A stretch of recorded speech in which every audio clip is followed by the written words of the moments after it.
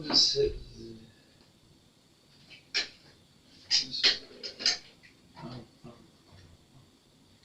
what you said, man. Oh, there you go.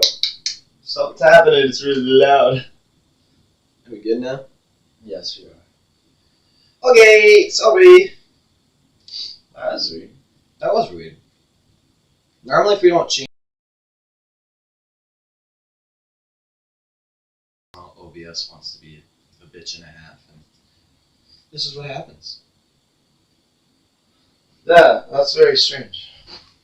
Well, whoa, That was it. Oh, wait. Is it not? that's coming out of a different microphone. Yes, it is.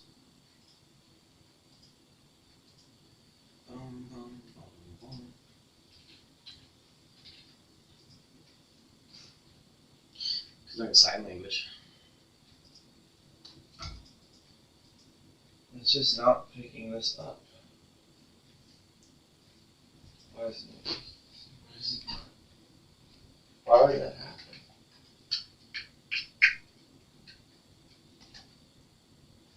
Boom, boom, boom, boom, boom.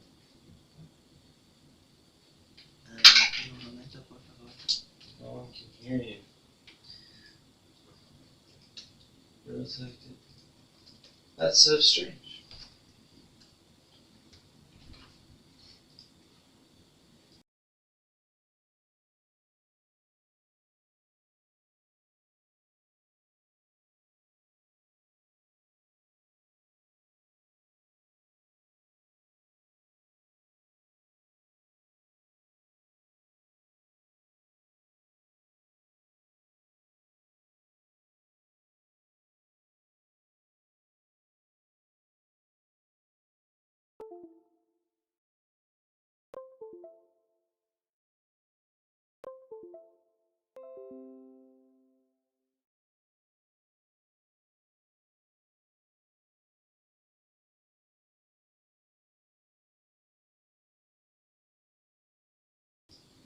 There we go.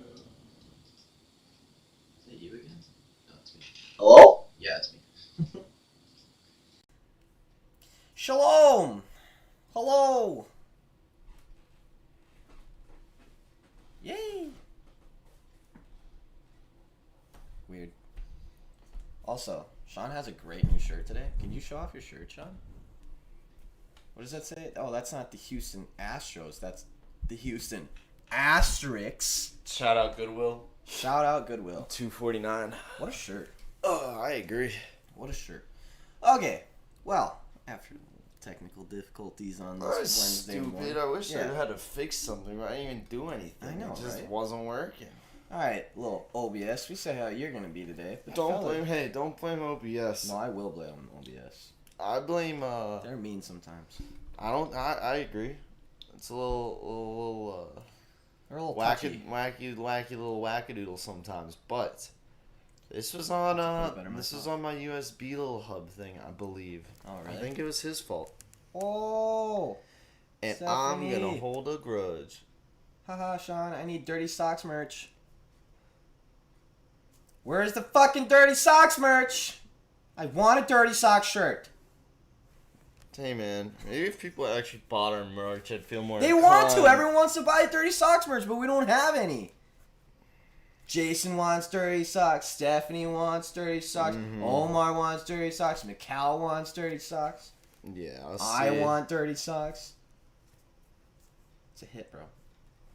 Anyways, yes, we have projected 53-man cuts. If you didn't, I guess they couldn't hear us when we talked. No. This is Wednesday, July 28th. Yes. We were starting to jump into the fact that there are some 53-man projected cuts for the NFL. Looks like the Patriots have some. The Giants have some that feature impressive receiver depth.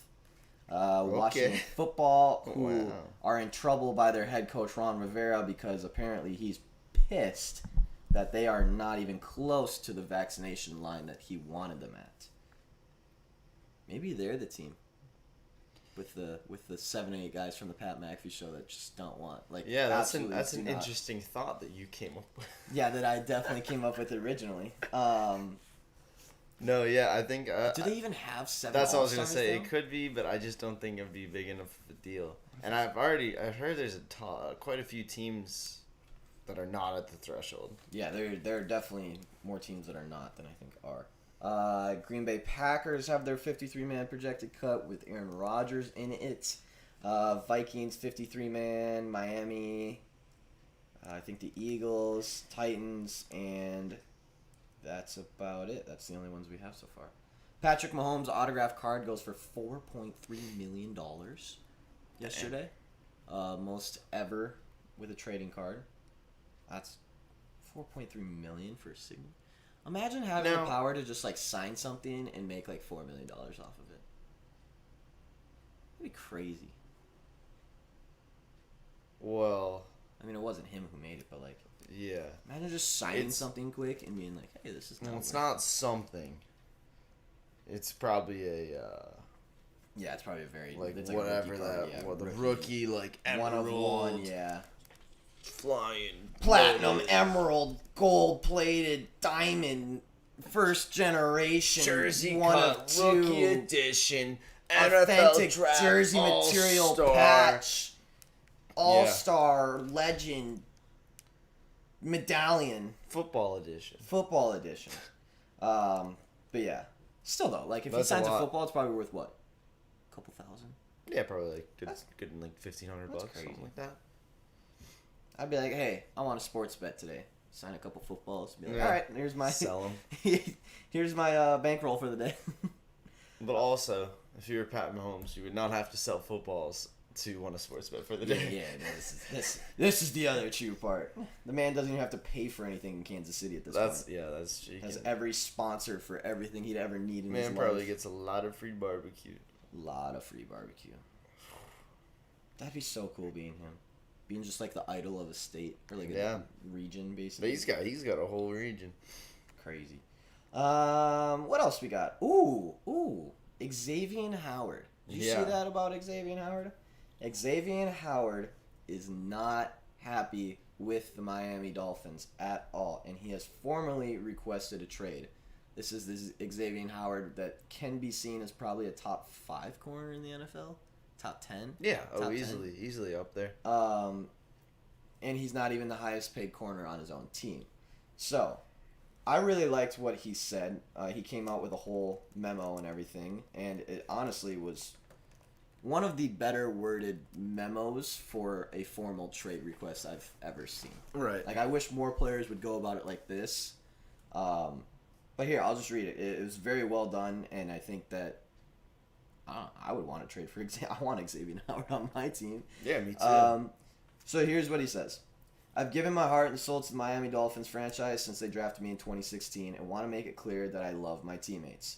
They are my family, but what I've learned is that this business side of the NFL proves organizations don't always have a player's best interests at heart. My experience with the Dolphins the past seasons has taught me that. In 2018, I signed an extension that I'll admit I didn't completely understand or feel comfortable with. I've played on that deal for 2 seasons and didn't complain, but everyone knows I've significantly outperformed that deal. I'm one of the best cornerbacks in the NFL, and the tape backs up that claim. The assignments I've given, shadowing the opposition's best players with little help, proves my value, my worth. Yet, I'm the second highest paid cornerback on my own team, and it's not even close. I want to clear up a few misconceptions about my situation. My agent, David Cantor, and I have never asked for a completely new contract. We wanted things to work out with the Dolphins and brought solutions to the table, like guaranteeing more money that we felt were win-wins for both sides. These were proposals of adjustments that wouldn't just make me feel more respected, but were also cap-friendly, but the Dolphins refused everything we proposed. This is why I don't feel the organization has dealt with me in good faith. I don't feel valued or respected by the Dolphins, just like they can take a business-first approach, so can I. That's why I want to make it clear I'm not happy and have requested a trade. Until that trade happens, I am just here so I don't get fined and will handle myself like professionals do. Xavier Howard. Yeah, I don't see why more people don't do that, because he answered He answered 3 of the questions I had. He answered every. I was wondering. First of all, I was like, well, if you really, if you just want to, well, let's negotiate your contract. That's with the trade, because the trade doesn't affect how much you're getting paid. Yeah. You'd have to assume that the person you're getting traded to will want to rework it. Yeah. And he said that. He's like, we did that. I didn't even want a new contract. I just wanted to change my current one. And definitely made it clear that he was open to working with the Dolphins.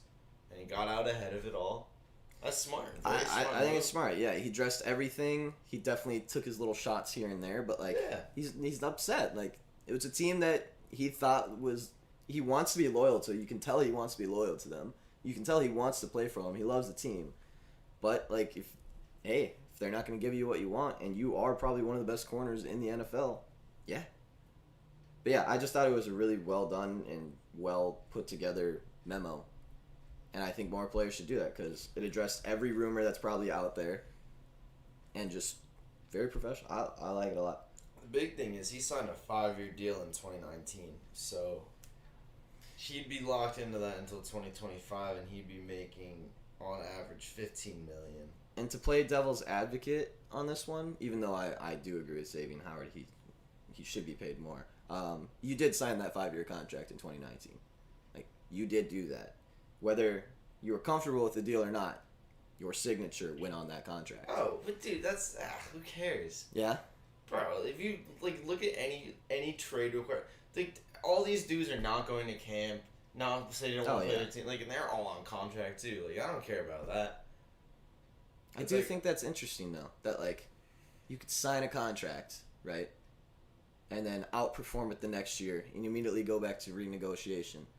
But if you sign a massive contract and you play like shit that next year, I don't think there's ever been a team that renegotiates contract down. No, that's true. So, like, yes, the owners have all the power in the world and the GMs have all the power in the world. But at the same time, like, there is no such thing as hey, fine, you had a really good season. Yeah, we'll bolster your contract up. But if next season you don't live up to that contract, then we're going to cut it down. That's always something that I've been interested about. Like, I wonder if that's ever been proposed to someone. Because, I mean, if you did it to a player, they'd be like, fuck you. Yeah, well, the thing is, it is a contractual obligation. Yeah. So, I think the thought here is, you know, obviously, at the end of the day, if the Dolphins really wanted to do it to him, they say, no, we're not trading you. We're not trading you. You're staying here and you're playing for this contract. And you're living, But they would just look really bad. Yeah. And they could probably get a lot out of trading for him instead of just having a disgruntled player on the team. So that's typically the thing, I guess. I would think if you're the Dolphins, you pay that man. You already fucked up on Minkah Fitzpatrick. That's true. I don't know what they're looking for. You already let I don't know why they wouldn't. One of the best defensive players go. Don't do it again. Like, one of the best secondary players in the NFL. I mean, they got 2 first rounds, but, like, I don't even know if 2 first rounds are worth Minkah Fitzpatrick at this point. The man was incredible. I'd say they're lucky they at least got that. They're lucky, yeah. Yeah. They could have gotten more. But they could have gotten more. And to lose Xavier Howard, too. Like, imagine Minkah Fitzpatrick and Xavier Howard on the same team. Yeah. Like, that's a hell of a secondary already. Yeah, I thought that was very interesting. Good for Xavier Howard for getting out there and being professional. I like it at the end of it. Until then, I'm just here so I don't get fined. And I'll be a professional as always. It's like, yeah. Nice. All right. What else we got for football? Aaron Rodgers is really going to play this season. Yep. He's really going to do it. Wow. What if he, like, goes out there and tanks on purpose? Like, the first game, just a big fuck you to the Packers. Just walks out, throws 3 interceptions, and then sits on the bench, and he's like, I'm done. No, that'll never happen. Did you see what he was wearing in the training camp yesterday? Yeah. The Malone, the Carl, or no, not Carl Malone, the Kevin Malone shirt? Yeah. That was pretty funny. And Stephanie, Randall Cobb officially is back with the Packers. Wait, is that official? I saw that he expects to trade back to the Packers. But it will be. It is official. It is official? Nice. Wow, the gang's all back together for one last for one last go ahead. Because they still have... I'm not... Yeah, okay. They have Aaron Jones. I was like, I'm not... So the gang is back together. Devontae Adams, Aaron Rodgers, Aaron Jones, Randall Cobb.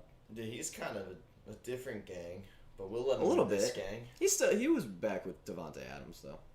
They're on the same team together. Yeah, a little. Randall Cobb is such an interesting wide receiver. He was so good for the Packers, yet like his stats didn't quite reflect how good he was. Well, he was always number 2 to Jordy. He was always number 2, and then Devontae came, and then he slipped to 2 once again. And he went to the Cowboys and did like way better than anyone kind of ever expected. Mm-hmm. It was like, oh, Randall Cobb is probably towards the end of his career, and I was like, oh wait, no, he's not. Never mind. But I'm sure he'll do very well back on the Packers. Damn, that wide receiver core's got to be pretty nice. Mm-hmm. Devontae. Do they still have Lazard? Yeah. He was coming up. He's pretty was okay. coming up last You year. got And then- MVS though. You have Bob Tunyon. Yeah. You have Oh, I forgot about Tunyon. you have a lot of guys there. Bob Tunyon. Big Bob Tunyon. He's a big boy. He's a big man. What else do we have today? Let's see. Okay, so let's do a little Olympics. Men's basketball. They beat Iran, Fine. but you shouldn't be too happy about What it. were we, 40-point favorites? 47.5. We covered the spread, though. It was 120 to 66. We So it's barely at covered. a 54. Yeah, but like How did to you cover a 47 and a 47-point half? spread by 7 points. That's pretty impressive that pretty- Vegas got that line that close, actually. Yeah. Like, I don't know how you do metrics for Iran couldn't versus tell the USA and almost get the line right. That's hey, props to them. So they've got Czech Republic coming up on Saturday. If they win that, they get out of the group play.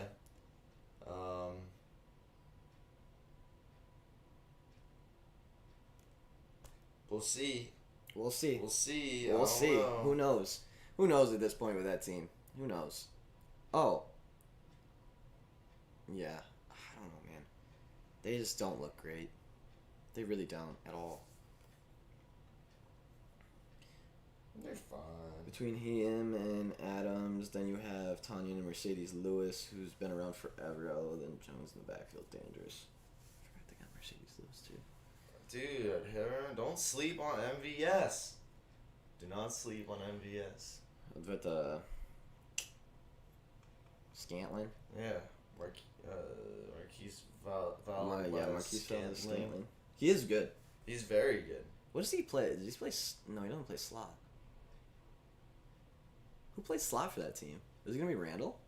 Yeah, probably now it will be. Because Devontae's not slot, is he? Mm-mm. He is quick off the line though. He probably wouldn't be bad in the slot. No, he could play. He's like. I mean, he could. He's one of the yeah. Play anywhere. I never understood. Yeah, Lazard is very good. I never understood why Devontae Adams was so good because I was like, this guy's kind of like always open, and like obviously he has great hands and he's great everything, until Aaron Rodgers on the Pat McAfee show started talking about why he's good, and he's like he's got the quickest feet off the line. Like he takes 4 steps before the corner actually takes 1. And then I started watching it. I was like, oh my god, it literally looks like he's in like supersonic speed. Yeah. When the ball gets snapped. Like, his first steps are so fast and so aggressive. Like, there's no way you can get a step on him. Mm-hmm. Like, there's no way you can jack him at the line because he's already off the line by the time your hands are even up. It's incredible how fast he is off that line. Yeah.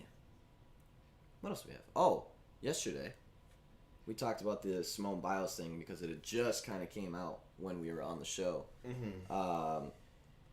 I don't think we probably could have explained it any better than what we did, considering what Simone said in her press conference.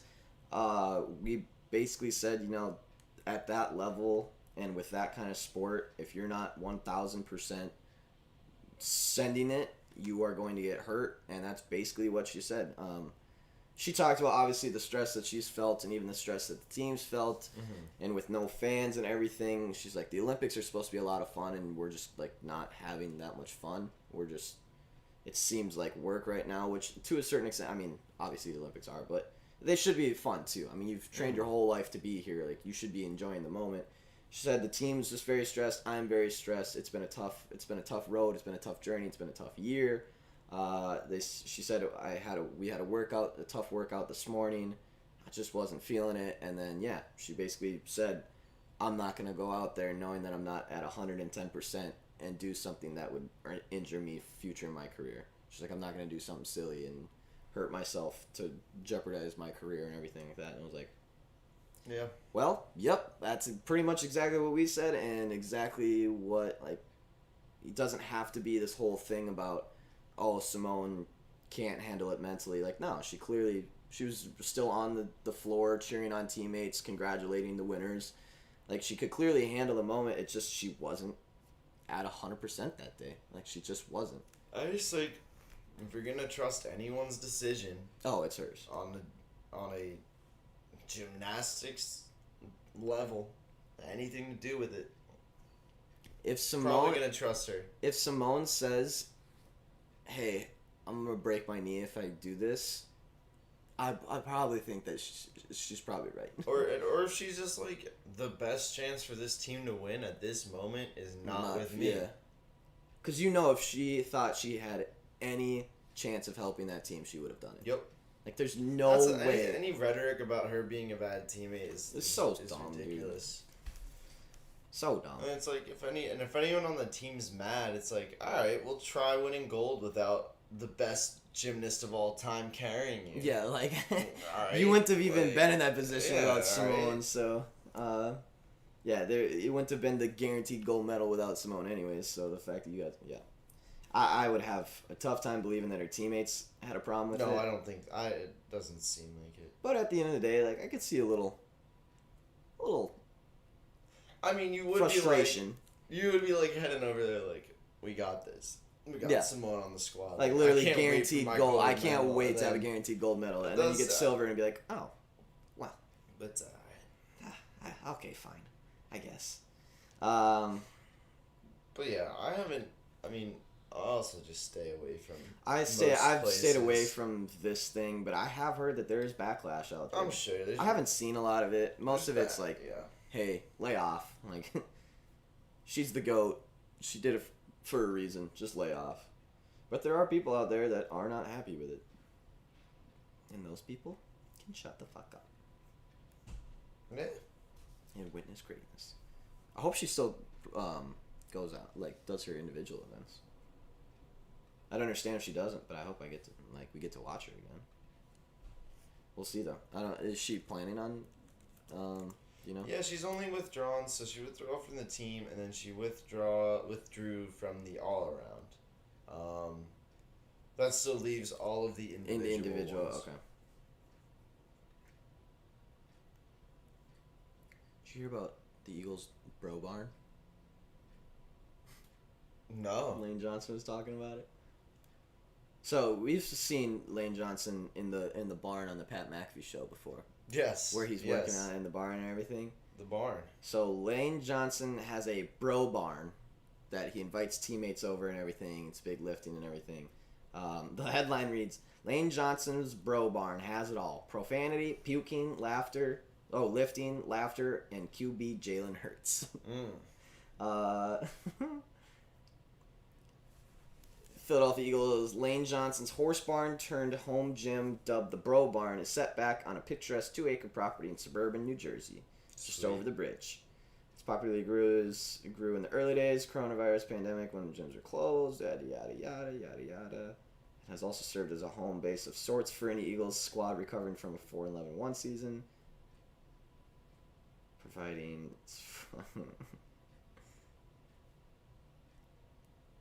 Let's have a good day. It's squat day. So it sounds like just literally a bro barn where they play AC/DC, lift way too much weights, settled under a bar holding 635 pounds worth of weights. The bar bending on either side as Johnson took it on his shoulders, powered down, and then back up as Rangel bellowed, "Yeah!"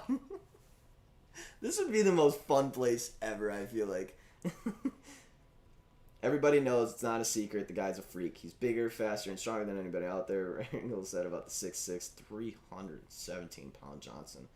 I don't care what field you are on. If you're a physician and an artist, you know what the best doing and how they're doing it. I didn't realize Lane was like that powerful of a guy. I know he's like an insanely good right tackle. I mean, he's.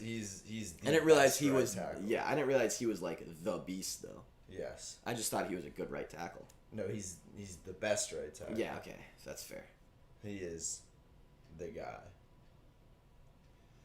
You just now don't get hurt. I was gonna say, Lane. Hurt lifting 635 pounds. Jalen Hurts dude. with the Make it 620-pound deadlift.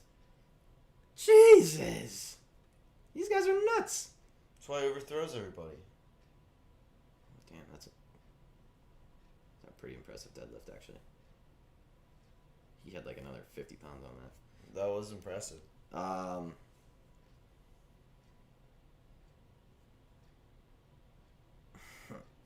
So apparently they're giving Jalen Hurts quite a bit of shit too, which is good. He probably deserves it. What else we got? I don't know, man. I would give him shit until he came and deadlifted 620. Then I'd be like, sorry. Fair enough, bro. Fair enough. I won't say anything anymore. I said, remember we were talking about 3-on-3? Yeah. I said Women's USA, lock that in. Yep. They want it. They US wins gold in the 3-on-3 hoops debut. First ever 3-on-3 medal in Olympic history goes to Team USA, baby. Does that say Alicia Gray? Yes. Wait, so they're allowed to have professionals in the women's side? I guess so. Weird. Stephanie Dolson, Alicia Gray, Kelsey Plum, and Jackie Young. Yeah, which is weird because the men are definitely not. It's like a. Because I think Kelsey Plum is in the WNBA. I think so too. And yeah. I know Alicia Gray is. I know for a fact she is. That's interesting. Okay. Well, go USA. What's the medal count at now? What's the medal count at these days? I think we're still winning. We weren't yesterday. Maybe we were. We weren't winning in gold, but. Oh yeah, China has more. China and Japan both have more golds. We had the most medals. Okay, yeah, we got the most medals at 31, but Japan has 13 golds, China has 12, and we have 11. Yeah. Boy, we're killing it in silvers, though. We love second. We're still the fucking best.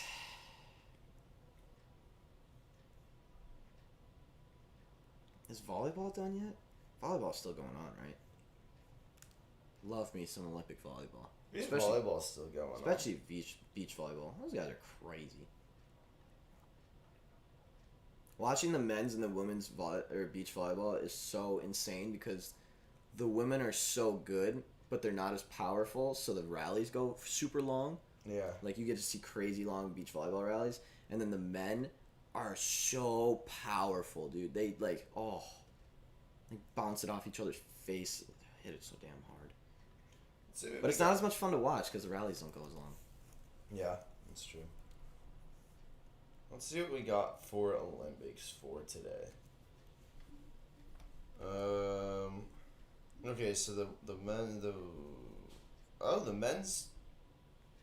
3-on-3 finals ended too. Did it? Latvia won. Latvia, huh? Yeah. Sweet. Wow. Good for Latvia. So we've already had a couple rounds of men's and women's archery, artistics, gymnastics, all around. No, don't click on that. Give me more events. Where are all the ones that aren't completed yet? It's only 10:30, dude. How are all these done? All right. Men's volleyball prelims are right now. Okay, cool. So, because I want to watch the medal rounds of volleyball. Let's see. I'm done with this Yeah. stupid schedule. This is terrible. The MLB is spicing up. Trade deadline MLB Friday. Yes. Rumors spicing up. Spinning and spicing. Spinning, spicing, everything's going everywhere. Trade deadline ends at Friday at 4 p.m. Eastern. There are some still huge names on the list. Chicago Cubs look to be big sellers right now. They are selling Chris Bryant, Craig Kimbrell. Wow, that's a tough name. Javier Baez and Anthony Rizzo. Minnesota Twins look like they're going to send away Byron Buxton, maybe Josh Donaldson, Jose Barrios. They already gave away Nelson Cruz to Tampa Bay Rays. Joey Gallo, home run hitting extraordinaire. Max Scherzer and Eduardo Escobar could also be on new teams. There is just a lot of shit going on. There is rumors that the Mariners could go big at the trade deadline. There are rumors that the Braves may still add at the trade deadline because they lost Ronald Acuna Jr. Yeah. Padres are one of the favorites for landing a big name, and they have some things to deal away too. No one really knows what the Dodgers are doing because they're already like right at the luxury tax, and no one really knows if they want to go over it. And yeah, it sounds like Jose Barrios is going to leave the Twins for sure. Which I'm fine with because that guy is terrible. He is not the starting pitcher that we got before. And I'd be fine with watching him go. I just want a whole new team. Yeah. There's a lot of sports for Minnesota that I would just like a new team. Actually, the Twins aren't bad. We just, for some reason, are bad. We have a lot of good players. It's not like the T-Wolves where we literally have no good players. Twins actually have a lot of very, very good players. We're just bad. We're just still bad. Oh, I'm so sorry. Also, the Pittsburgh Pirates and Brewers game yesterday. Very interesting. You know how we said both were Anderson's pitching and everything? Mm-hmm. Both Taylor and Tyler, whatever. And we're just like, oh, we should fade that game. An hour before that game started. I don't even think an hour before that game started. Anderson, for the Pirates, gets traded to the Mariners. Can't pitch. They throw in some fucking duster with like an 8 ERA on last second's notice who gets cranked by the Brewers. Absolutely manhandled by the Brewers. I think they scored like 6 in the first inning and 8. Oh. That's like one of the first sirens I've heard. Is that coming down our street? Nah, I think he's going down the other one. Huh. Interesting. Coming for the fellas. But anyways, I've almost never seen that. I've seen it where, the day of a player gets traded, obviously, when he's supposed to be playing, and then he hops on a plane. But a starting pitcher listed as a starting pitcher an hour before game time gets traded to someone else, and you have to throw in someone else, and he was so bad. So bad. I don't even know who it was. Yeah, that's a first for me. I haven't seen that one before. What else we got? You know what we should do? I think we should have an off-topic topic of the day. Okay. Yep. I don't know what it is today. Oh. But we had Juicy Lucy's the other day, which was a great topic. That was good. We had... What did we have the other day? That we just talked about for fucking ever. Anyways, I think we should have an off-topic topic of the day every day. We should start at like 10:50 and have a little 10-minute topic every day. What do you think? What should be our off-topic topic of the day? Chat, help us out. I want it to be kind of controversial too. Maybe. What happened yesterday? In sports in general. I don't want to talk about off topic. But so non-sports. I mean, it can be. But isn't that on topic? Yeah, that is kind of on topic. It probably shouldn't be sports. I don't want to talk about COVID.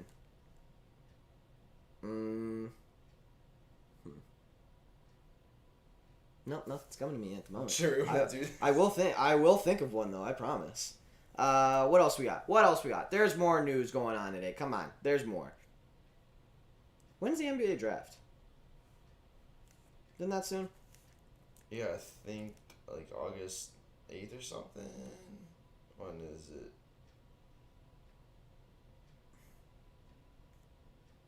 It'd be great if they actually told me. Thursday. July 29th. Oh, tomorrow. Tomorrow. I didn't know the draft was tomorrow. The projected top 5 picks. Nope. Never mind. Those are the projected 6 through 10 picks, which is stupid. Is It's Kate Cunningham. Madden ratings. LOL. It's gaming. Henry got snubbed, in my opinion. He got a 96 behind CMC. Alright, I like it. Madden ratings. Let's do it. What are the Madden ratings? Yeah. I wanna know. Madden ratings. 22, dude. 22. God. Gosh, you ever even played Madden before? Not for a while. Alright, let's start with the 99 club. Yep. Devontae Adams. Yep. Aaron Donald. Yep. Travis Kelce. Yep. All of them deserve it. DeAndre also deserves it. DeAndre should be 99 as well. He's 98. Snubbed. Myles Garrett at a 98. Interesting. The only defensive player that I see above a 96. Myles Garrett? Do we really consider him one of the best players in the D besides Aaron Donald? We're considering Myles Garrett the best defensive player in the NFL. I don't think so. Is he that good? I don't know. And then we got Tyreek Hill at 98, Stephon Diggs at 97, George Kittle at 96, Khalil Mack at 96, Julio Jones at 95, Chandler Jones at 94, Fletcher Cox at 94, tied with J.J. Watt, Michael Thomas 94, T.J. Watt 94, Cameron Jordan 93, Waller 93, Keenan 93, Vaughn 93, Amari Cooper 92. Who got snubbed, I wonder? Wait, where's Derrick Henry? I didn't even see Derrick Henry in that. She had a 96. I don't even see Derrick Henry in that. Cameron Hayward, Chris Jones, D4, Joey Bosa only 92? I don't think so. Nick Bosa only a 90? I don't think so. Not when you have Myles Garrett at 98. One of them played. Yeah, true. Unfortunately, the injury thing really just destroys the Madden stuff. Damn. They're really doing my guy Dallas Goedert like that, huh? In 84? Give the man some respect. What do you mean? What? Devontae Smith, 75. Dallas Goedert is the 10th highest ranked tight end. Okay, I don't know about that. See, I'm gonna let's not just here. Let's look at some like the position groups. Maybe that'll be more interesting. Just so like they have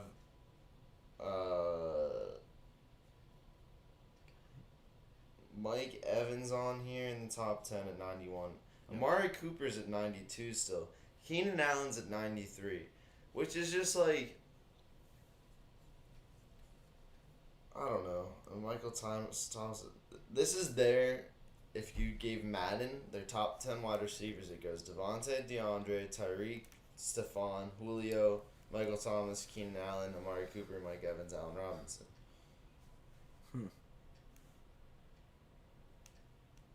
First of all, where's Justin Jefferson? Nah, he doesn't break that list. Why?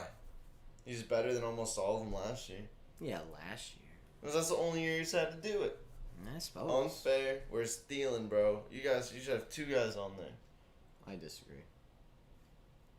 I think wide receivers on Vikings are good because of committee. Now, I was wrong with Stephon Diggs, clearly, because obviously he's very good. But, like, Justin Jefferson doesn't have cornerback 1 on him. That's why he had a decent season. Trust me, Justin Jefferson will not do what he did last season.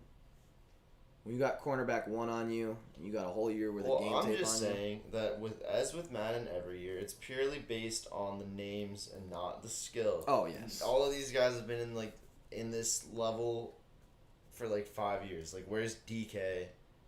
Where's Calvin Ridley? Where's all the guys who actually had good years recently? True. Yeah, that is annoying. Yeah, where is DK? How is DK not on a top 10 list? Don't know. Because he's a big enough name for Madden to And if you're gonna do it basing it on stats, that dude's gonna have the craziest stats. And the biggest, strongest dude. Come on. There is no. I don't think there's any ratings for the running backs. So it says that came out today. Yeah. So it's probably might be on a. Hang on. Running backs. Let's see. I want to see running backs. I think the tight end one should be pretty easy, right? It's Travis Kelce. Then Kittle. Then Darren Waller. Fair. Mark Andrews. Hunter Henry. Austin Hooper. Gronk. Gesicki. Hawkinson. Goddard. I guess so. Kyle Pitts make the list? No. Interesting. I'm very excited to see how good he is. Me too. Because, boy, I don't think I've ever heard this much hype for a tight end coming into the league. It's been a while. I don't know. I can't remember the last tight end. Maybe Hunter Henry? Yeah, he had a lot. Because he had a lot of hype coming into the league, too. Or O.J. Howard also had a lot of hype, but just immediately I don't even think as much as this. No. They're talking one of the best tight ends in the history of tight end. They're already saying that he could be. I mean, they always say could be, but I've heard a lot of narratives saying Kyle Pitts is going to be one of the best tight ends ever. It's wow, really? Interessante. Where is the new? I want to see the updated ones.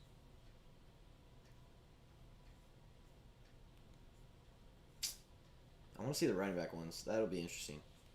Because it should be CMC, then Derek, then Dalvin. No, not Dalvin. Then Alvin? Then Dalvin?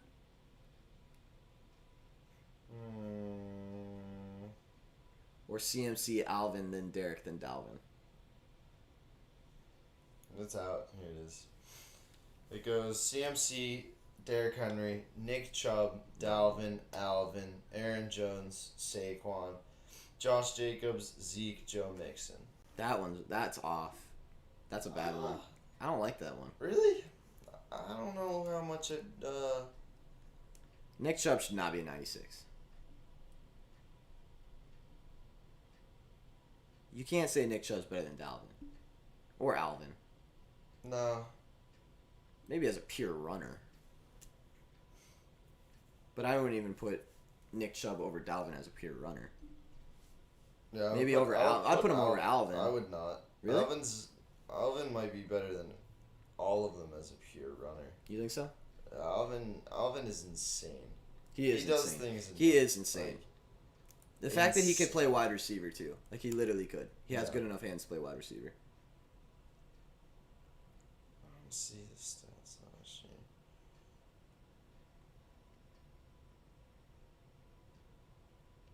Well, let's do running backs too. I can't do that. All right, whatever. So.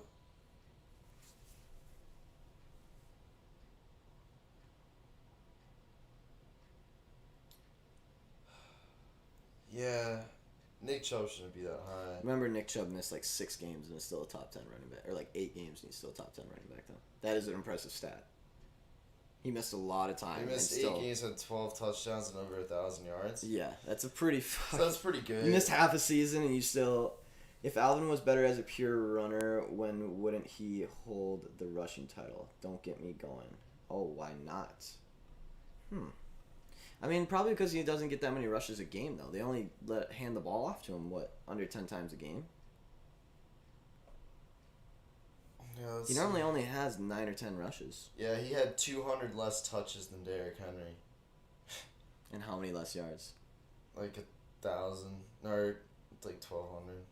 Okay, so he's still off pace, but like, Nah. because he's not averaging 6 yards a carry. Yeah, but he's doing a third of the. No, I definitely don't think Alvin Kamara could hold a rushing title. No, but he can do things that no one else can do. But As can Derrick Henry. Yeah, absolutely. But also, when you're only getting 8 touches a game and you still have over 1,000 yards rushing, like that's, did he break 1,000? No, he had 932. Okay. Especially when you're in a committee as well. When he missed a game,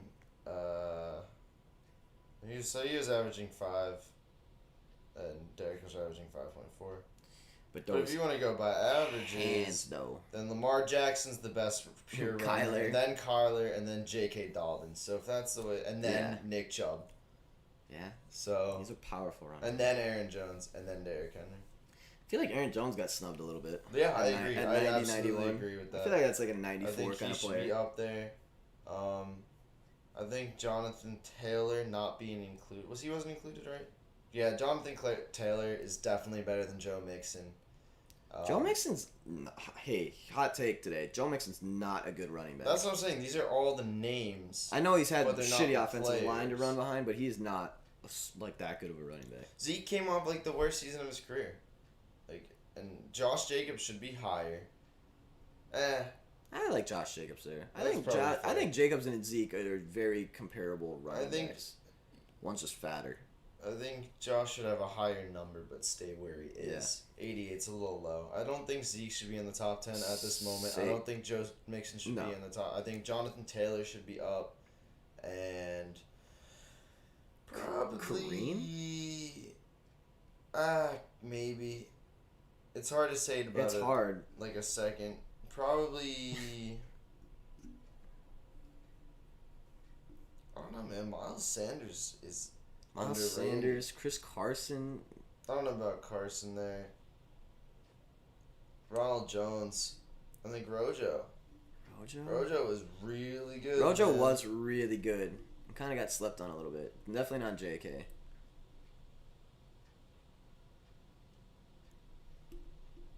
Melvin? No. Nah.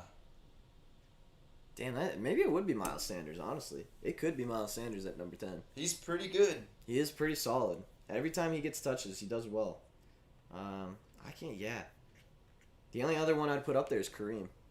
Yeah. The only other one that I'd say has a shot. Just because if he had more touches, you would understand what he can do. But, oh, man, that running back committee is so good. I was extremely upset when it first happened because I had Nick Chubb on my team, on my fantasy team, as my, keeper in multiple years. But what a hell of a running back committee. To be able to have, one of the best pure runners in the NFL with Nick Chubb, just powerhouse, send him up the gut every single time, and then you just have speed, elusiveness, and hands with Kareem Hunt, who also can run through a hole with a lot of force. Damn, that's a hell of a running back committee. Yeah, I really wish that Kareem Hunt had not done things that he did. That's all I got to say about it. It's just because it's going to always be over the top of him. I'm never going to be able to forget that he just beat the shit out of someone. And it was It just completely changes his whole career because now the prime of his career is spent as a second running back. Yeah.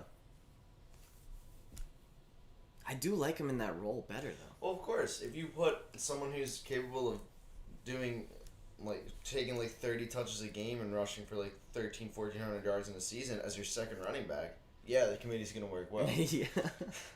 Yeah, that is very true. It's a great spot for him. It's a great spot for the Browns. But I'm, in terms of his career and, accolades and that kind of thing. Oh, yeah, no.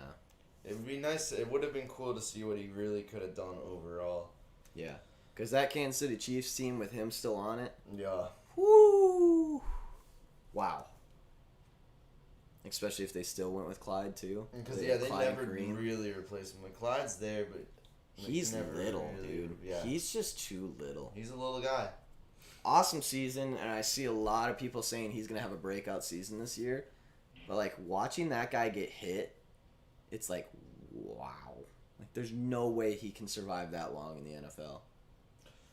Hey, he gets blown up. I would like to refer you to my good friend Darren Sproles. How many touches was Darren Sproles getting in a game in his prime? He was never like a workhorse, was he? I mean, I know he got like 6 or 7 receptions a game. he would do that plus return kicks and punts and Yeah. rush for probably 10, 15. Yeah, Like, that is quite a bit. He was an absolute. But Darren Sproles is an anomaly. He is. Darren Sproles lasted longer than most running backs in this league, and he did it with being smaller than all of them too. Yeah, so he went 14 years. Jesus. 14 years for any player is unbelievable. 14 years for any running back is unbelievable. So his peak, like, actual running back was first in his last year in San Diego. He had 93 rushes. So he's never, like, rushing a ton. But it was always, you get up to, like, 90, probably close to 9, 8 a game. Then he would also have about the same number of receptions. They're like, where's like all-purpose yards, bro? Here we go. And then he'd tack on like 25 to 40 returns a year for like an extra like 400 to 600 yards of rushing. Damn. So this is the one comparison that I do when I talk about Clyde, and it's MJD, Maurice Jones-Drew. Exact same size, both 5'7", 210. But like MJD got bounced around a couple times too. Yeah. Did he really only play for 3 years? Oh, that's college career. I was like, what? I was like, MJD played for like 10 years, I thought. Yeah. No, MJD played for 9. He had 3,000-yard seasons and then dropped off immediately after. But yeah, you basically got 3 peak seasons from him. I just think, I mean, with Darren Sproles as the anomaly, obviously, I don't think you can have an undersized running back in the league and have like I mean, you could probably get a couple seasons out of him, but you're never going to get a 2,000-yard season out of an undersized running back. You're not going to get. I just don't see it. And like seeing him get hit, it was like every single time, it's like, ow, ow, ow, ow. He just gets picked off the ground and slammed. It's like one of those is gonna hurt that guy. He is resilient though. Holy shit, durable little guy. And I say little meaning not little at all. 5'7", 210 is a scary human being.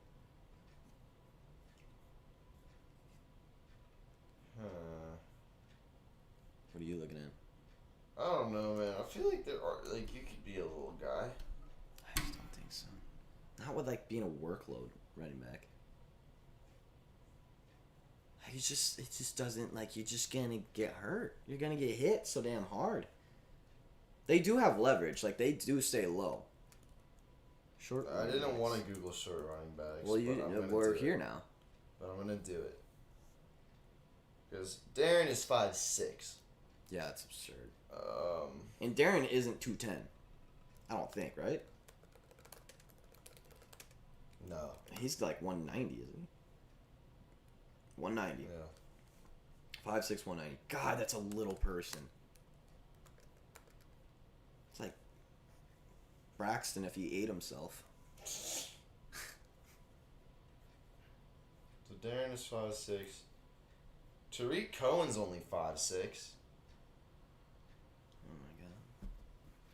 Yeah, Tariq Cohen, very small. Jaquez Rogers is that small? 5'6", like you said. MJD's 5'7". God, look at him though. Holy. Barry Sanders only 5'8". All right, well there's the one that would completely. Steve Smith's 5'9".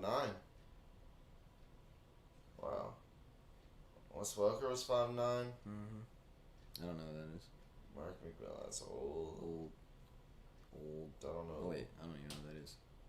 Antoine Winfield. 5'9". I fucking love that dude. He hit harder than any corner in the entire league, and he was the smallest one. I loved him. Kyler's on here. And his son is a fucking tank, too. His son has a Super Bowl ring. Wow. Anton Winfield Jr. That's the guy who did the, Tyreek did the deuces to him, and then he did it back to him. Yeah.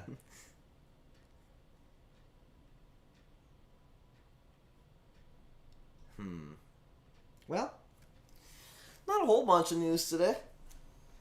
But it's okay, because we got lots of bets. Lots of bets. God, How tall is Boston Scott? That dude's tiny. He's got to be like 5'7", dude. 5'7"? Nah, he's tiny. 5'6". He's 5'6". Yeah, there's no shot. He's a How much little does he boy. weigh? 203? Yeah. God, those are just goddamn bowling balls.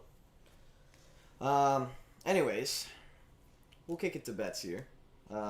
Yesterday, Can we kick it we to absolutely killed it. for a little bit? Yeah. Let the do the tweet. Let the people Yeah, come in. of course. I just wanted to preface how fucking good we were Big on the day show yesterday. yesterday. Big day yesterday. VIP, of course, I took the one team that didn't go with. I do, yeah, I love those alt-line parlays, run-line parlays. Yeah, no, we're going to have to keep doing those. Those plus 3.5s were really good. But what happened? Let's see. The Reds won yesterday. We said the value was insane. Definitely lay the money line. The Indians fell short. Kind of somewhat called that. Told to stay away. Put it out as a free pick on Twitter anyways. Sean went 2-0 yesterday. Kansas City first 5 over 2.5. Nailed it. Easy. I was even talking about doing the full game instead. And instead I was like, no, listen to Sean. And they only scored 3. And they scored them all in the first 5. So that was beautiful. You said over 9 with the Rockies and Angels. And I was hesitant on that. Threw it on VIP. That one because the Rockies scored, 12 by the 4th inning or something? Dinger world. Detroit with that crazy 9-inning comeback. And the Sox beat the Royals. Yeah. What else did we hit yesterday? Oh, we were talking about it earlier. I've never seen a starting pitcher, get traded an hour before game time. Insane. Like the pitcher on the lineup card get traded an hour before the game, and then they just put in a shitter. He was so bad. Sox did beat the Royals. What else did we hit yesterday? Oh, and then the fucking Rays. Goddamn Rays screwed up all my parlays yesterday. I had an $18 parlay that paid $1,000 that I put on Twitter yesterday, and I barely missed that shit. I was that fucking close. It was a complete dart in the dark, though.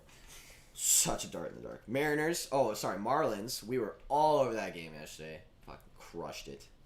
Absolutely crushed it. But anyways, enough about the bragging. We'll send it to a break for a couple minutes. We'll be back with bets. MLB. This is why when your parent asks you what your new email is, you don't give it to them. This is why. Just so you all know who my father is. Gave him my email yesterday. He goes, hey, what's your new email? Gave him my email. The subject lines of the 4 emails that I just received, all in consecutive order. Subject line, striptease. Subject line, duck hunting. Subject line, the M word. This is why. This is why you don't give your parents your email address. Oh, man. Because there's nothing good that comes out of your parents emailing you. Anyways, we'll kick it to a break. Wow, those are brute. Striptease, duck hunting, and the M word. 3 consecutive emails in a row. Wow. Yeah, can't wait to read them. Kick it to a break. We'll be right back. MLB slate coming up. Coming at you. Anything wacky to say on this one? Nope. Bye.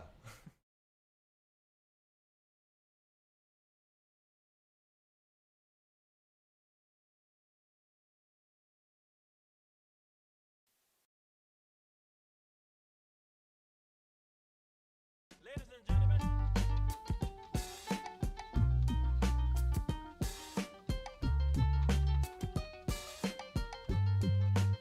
Fire. When the world bless, you know we God bless.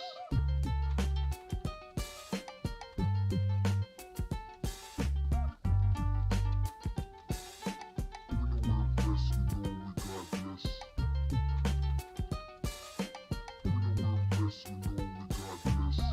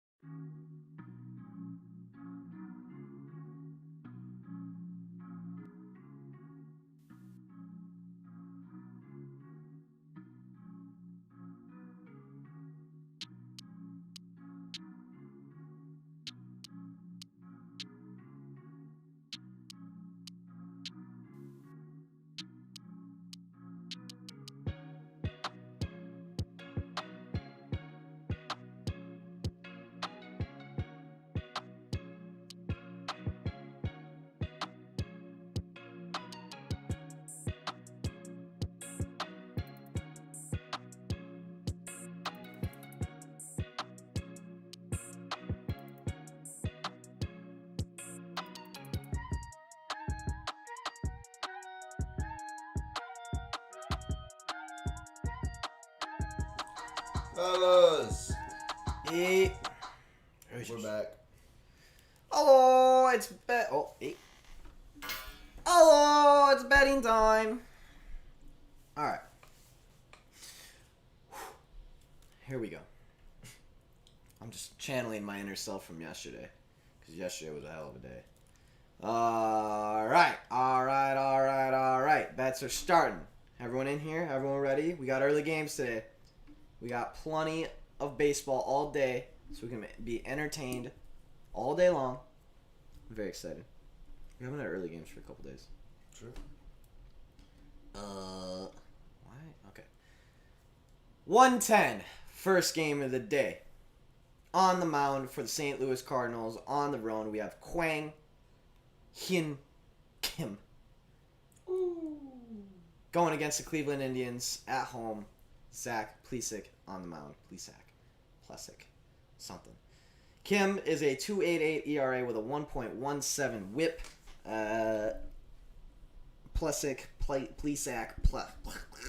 is a 4.3 ERA with a 1.06 whip. Both pitchers average about 5 to 6 innings. Over under set at 9. It looks like the under is getting the juice. Let's see how these starting pitchers do home and away. So, Kwang Hyun Kim is an amazing pitcher, but he does do worse on the road with a 3 flat ERA, an on-base percentage of 300, and a whip of 1.27. In his last 3, however, 1 flat ERA, on-base percentage of 212, and a whip of .78. Man's a stud. Zach Plesac, I really want to know how to say that name. 4.07 ERA at home with an on-base percentage of 242 and a whip of .95. Very, very good. On his last 3, he hasn't been as good, but still an on-base percentage of 300, a whip of 1.2. Not bad at all.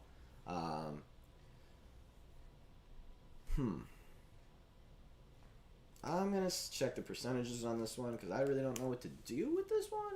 Looks like the Cardinals are getting 63% of tickets and 61% of money. Interesting. I think Kim's a much better pitcher here, but he does struggle slightly on the road. He really hasn't been lit up all season. He goes for 6 innings almost every time. He went for 4 innings once when he got lit up by the Pirates. But other than that, he's been so solid. Scoreless. 2 earned runs, scoreless. 1 earned run, 1. I just would not bet against Kim. Plesac is not bad, but he is known to give up consistent runs. He's only had 2 shutout games this whole season. I would go St. Louis Cardinals here with a slight stack on them. I think this game will probably be close, but I just don't think Cleveland is going to be able to hit the ball on Kim. And St. Louis's bullpen is not too awful, so even if Kim goes out in 6 innings, I think those 3 innings they can hold together a lead. But very sporadic teams, very unpredictable teams. Something that you probably don't want to lay a lot on, but I do like the St. Louis Cardinals today. Second game, also at 110, we have the Detroit Tigers with Willie Peralta on the mound at plus 120, going against Minnesota at home with J.A. motherfucking Dinger Happ. Whoa. Yeah, he gets lit up. Well, there's a free pick on this. Sean Murphy says over 10.5. Sean Murphy, you're probably pretty right.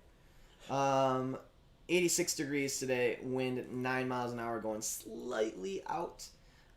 Willie Peralta, 2.56 ERA, 1.01 whip. J.A. Happ, 6.14 ERA, 1.49 whip.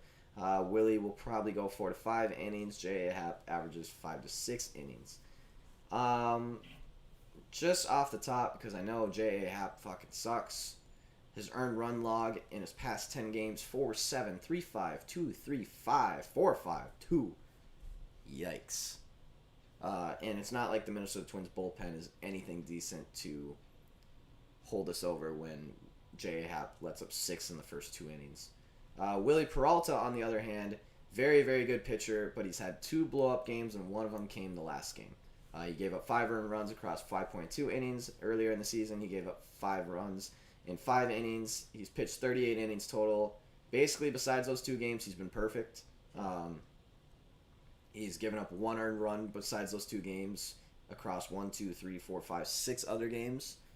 So he's either going to blow up or he's going to be really solid. I lean more on the solid side since he blew up the last game. I think he'll probably be better today. But let's check the percentages, see if something is going on at all. The Tigers are getting 54% of tickets and 80% of money, which does scare me. That makes me want to lean the over because with the Detroit Tigers getting stacked, people probably think they're going to lay in the J.A. Happ, but Willie Peralta might also get laid into. What is the Detroit Tigers team total over, and what are the Minnesota Twins team total over? That's going to be 4.5 for the Tigers, minus 115. 5.5 for the Twins, plus 110. I kind of like the Detroit Tigers one. I think they do lay into J.A. Happ. This series has also been very tight so far and very high scoring so far. Both games, one was won by Detroit, one was won by Minnesota. Both 6-5 so far. So, and that was with Pineda and Maeda on the mound and Alexander on the mound. So, yeah, I just think that this is the day that we see pitchers get shelled. Give me the Detroit Tigers team total over. I don't know if the Twins will hit 6. I can see them hitting 5, but 6 is it's just that one extra run that I don't trust them getting. First 5 over-unders? 2.5 for both. The Twins are at minus 125. Tigers at plus 120. Ooh. Over 2.5 first 5. Ooh. Well, let's put it this way. J.A. Happ, in his last 10 starts, has only gone under 2 runs, or under 3 runs twice. And he gave up 2 both of those times. Mm-hmm. So that over 2.5 at plus 120 is about as good a value as you're going to get for the Detroit Tigers. I like that. I like that a lot. That's a good bet. Yeah, I think he's going to get lit up a little bit today. Let's see how he did in the past against Detroit. I'm sure he's pitched against them before. 8 hits across 7 innings, 3 earned runs. 8 strikeouts, though. Give up a dinger. 8 hits is a lot, though. That should be more than just 3 earned runs. Yeah. If you get 8 hits, that should be... And in 3 earned runs, it gets us there. Yep. Yeah, I like that bet a lot. Shoop is out this game. Interesting. Does it change anything?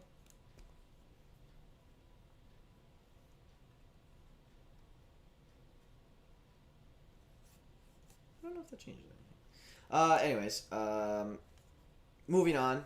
2:10. We have Toronto Blue Jays against Boston Red Sox with the same pitchers as yesterday. Did this game not happen yesterday? Am I tripping? The game did not happen yesterday. That makes sense. I was like, wait, these are the same pitchers yesterday. I didn't realize it because I didn't bet on it because I didn't want to. So it's the same things yesterday. Probably even less desirable to bet on now because it's 7 innings. Wait, why? Is it 7 innings? Oh, Yeah, it is 7 then we innings. don't I was like, why the hell is this at 8.5 when we have Garrett Richards on the mound? Just to make it simple, I like the Rays in Game 1 with... Okay, I still like it. I took it. But I saw the line go down when they announced him out. Gotcha. That makes sense. I want to see what the percentage is on this because yesterday it was getting stacked on, and that's why I stayed away from it. Today, however, the Blue Jays are only getting 56% of tickets and 58% of money, with Robbie Ray going against Garrett Richards. Listen, the only reason I stayed away from it yesterday is because Blue Jays were getting like 90% yesterday on the money for this exact same pitching matchup, the exact same everything. Today, seeing them not get stacked on makes me like them a lot more because I wanted to take them yesterday. I think we take Toronto Blue Jays in the first game of the doubleheader. All I right. really do. I think Garrett Richards gets lit up. Yeah, I wouldn't touch the game total over at 8.5. That seems very high for a 7-inning game.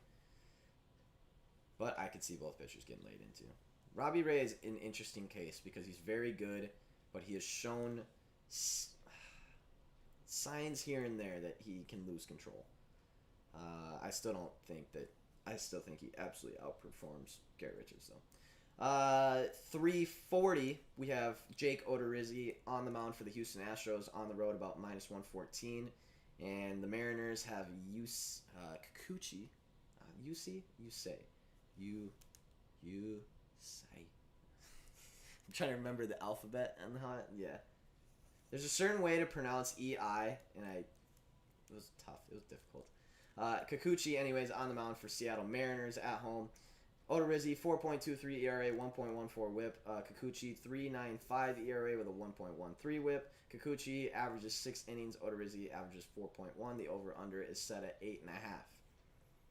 I would like to see the stats of the pitchers' home and away splits. Jake is actually a pretty good pitcher on the road. 3.77 ERA with an on-base percentage of .263 and a whip of 1.05. I will say, though, in his last 3 starts, he has not been very solid with a 5.8 ERA, on-base percentage of .365 and a whip up to 1.64. So that is getting up there. Kikuchi, on the other hand, is kind of doing the same. Remember we talked about the last time we thought maybe he was coming off that injury. Yeah. That Tommy John was lurking. They put him on an 10-day IL for an elbow injury. The game that he left and the game that he came back to on either side of the IL injury, he pitched the worst pitching he has all season. So at home, he's a 4.44 ERA, on-base percentage of .285 and a whip of 1.14. But in his last 3, his ERA goes up to an 8.5. On-base percentage goes up to a .380 and whip goes up to a 1.75. Now, I think the last game he played pretty well. Yes, he went 6 innings, gave up 3 earned runs, 6 hits, but he had 12 strikeouts and gave up 2 dingers. So it seems like there's something going on with Kikuchi where it wasn't before. Remember, this guy's game log before this was earned runs 1, 2, 3, 0, 1, 1, 1, and then all of a sudden this elbow injury came out and his earned runs went up to 5, 7, 3. That 3 isn't bad, only on 6 hits. He struck out 12 guys, but he still gave up 3 runs. And this is the Houston Astros we're talking about here, not who are they going against? Oakland, I think? Yeah. This is not Oakland here. This is the Houston Astros. The over-under set at 8.5 seems a little bit low, especially with the juice on the underside. Yep. What are our team totals here? Because I don't trust Odorizzi either. That's going to be 3.5 for the Mariners, -125. 4.5 for the Astros at +105. Whoa! Plus money? I mean, you could take both of those. I like the game over. You like the game over 8.5? Yeah. I think that Plus is solid. 100? At +100, that's very solid, I think. I want to make sure. Yeah, Houston Astros bats have been very solid. 8, 8, 3, 4, 7, 4, 9, 4, 0, 1. Those 0-1s came against the White Sox. I don't count them necessarily with Giolito and Rodon. Yeah, I think game total over is pretty solid here, considering the last 2 games have gone 19 and 14. I think Stephanie, you were over that over yesterday, I believe. I think she said that over should be slammed, considering the one before was 19. Yeah, 8.5 seems too low. Even if these pitchers do play well, I could still see 9 runs coming out. I see 6-3, 5-4, like definitely. Also, might want to look at Houston Astros money line, considering it's pretty low. Yeah. Can't help but take Vladdy home run. Yep, I took his over 1.5 bases. May have to. I want to do a small home run parlay. Vladdy and Voto dude has been killing it lately. I like it. Chat's coming up. Chat's got some good bets always. Looks like the Astros are getting 63% of tickets and 74% of money, so not a bad stack at all. Hey, we called the dog day yesterday. We said dogs are coming out today, which means the favorites are coming out today. And seeing these lines, seeing teams not get stacked on, that's already the Blue Jays aren't getting stacked on. The Houston Asterisks. Check out the shirt, the Houston Asterisks with the asterisk. Shout out to Will. Hell of a shirt. Great shirt. Oh no. Relax. Jeez. I just wanted my feet to go there, man. Relax. Yeah, I like Houston Astros here as well. I like the game total over. I think Jake and Kikuchi will both let up some runs. 4-10, next game, we have Oakland A's at plus 121 with Sean Manaea on the mound going against San Diego Padres, who are at home at minus 130-ish with Blake Snell on the mound. Remember, we are off the fade Blake Snell train. He has shown that he's not as bad as what we thought he was in the beginning of the season. There's still times where he comes out and shows that he is bad, but he's definitely much better than he was before. Sean Manaea, on the other hand, we thought we had targeted the last time, and then he came out and gave us 1 earned run across 7 innings when we thought the Mariners were going to rip him apart a little bit. Over-under set at 8 with the over being juiced a little bit. I want to see how these pitchers are home and away. Looks like Sean Manaea is a pretty solid pitcher on the road with a 3 flat ERA, on-base percentage of 278, and a whip of 1.1. He's actually been better in his last 3 with a 250 on-base percentage and a .89 whip. Blake Snell, very, very solid pitcher at home. Blake Snell loves pitching at home. 1.43 ERA at home with a 253 on-base percentage and a whip of 1.04. However, last 3 starts, on-base percentage up to a 400 and whip up to a 1.57. 77 degrees, wind coming a little bit from outside the park, blowing in. What's our team totals? I don't even know if I want to lay one. I don't know if I have a. Padres win this game, right? The A's are 3.5 minus 130. Padres 4.5 plus 105. Okay. I don't expect it to be that high scoring of a game. Padres minus 132, getting 57% of tickets, 70% of money is not that big of a stack for the Padres, considering most people just see Padres and stack on them. I hate to just keep going down the line and saying that I'm leaning favorites, but I think I lead in Padres here too. I don't think I lay money on this line. Sean Manaea scares me a little bit. He is a very solid pitcher. Blake Snell also scares me a little bit. He's known to have in his weird days. I would just stay away from that game. I don't think the under-over is worth touching, and I don't think either team is worth touching. First good fade of the day. So 4:10, and then the next game is until 7:05, where we have the Miami Marlins with Jordan Holloway on the mound at minus 105. And then we have the Baltimore Orioles at home with Jorge Lopez getting minus 115-ish. Let's jump into it, because I don't think Lopez is very good. Yeah, not very good. Normally goes 4 innings. Normally lets up 2 to 3 to 4 runs. Kind of sporadic. Has some good games in there. Very low strikeouts. Very, very low strikeouts. And I think the Miami Marlins are pretty disciplined. No, I was wrong. They strike out a lot. Let's look into Holloway a little bit. Very solid pitcher who occasionally gets shelled on a little bit. He's only pitched 33 innings, so we don't know a ton about him. But this is the Baltimore Orioles we're talking about here. I want to see pitcher stats home and away. Looks like Jordan Holloway sucks on the road and sucks in his last 3 with a 4.58 ERA on the road, on-base percentage of 320, whip of 1.42. Last 3 starts, Jordan Holloway. ERA 9.31, whip 2.38, on-base percentage 450. Ouch! I will say, though, that Jorge Lopez is not much better. At home, he's a 5 flat ERA with an on-base percentage of 364 and a whip of 153. The last 3, his ERA has gone down, but his whip and on-base percentage have both gone up pretty immensely. Boy, what are our team totals overs here? And I don't know what the hell we're doing here. Maybe the game total over, even though I don't trust either one of these teams' bats. I like the under here. You like the under here? Yes, because at the end of the day, they're somehow. I mean, these are 2 of the worst batting teams in the league. Yep. So, no matter how bad a pitcher is, they have to be able to hit the ball. This is true. I'm not even see where the heck are the here they are. Orioles are 4.5 minus 130. Marlins are 4.5 minus 120. I don't trust either of these guys to hit 5. Therefore, I don't trust 10. How many times do you think the Orioles have gone over 3.5 in their past 10 games? I don't know. 8. Game log 3, 5, 5, 6, 4, 6, 5, 8, 2, 5. I can't believe I just went along not realizing that the Baltimore Oriole bats are just flying recently. But look at almost all these unders hit. That was 9. That was 9 out of 10. That was 8 on an 11. That was 7 on a 10.5. That was 9 on an 8.5, basically. 7 on a 9, 5 on a 10, and then a couple games that went over. Interesting. I'm just seeing these are two teams that average like 1 home run a game. Yep. The Marlins average 3.9 runs. Orioles with 4.2. Like they just don't score enough for me to want any kind of over. Yeah. I would agree. I just kind of fading that game. I really. Fuck. I'm gonna have a bet for that game.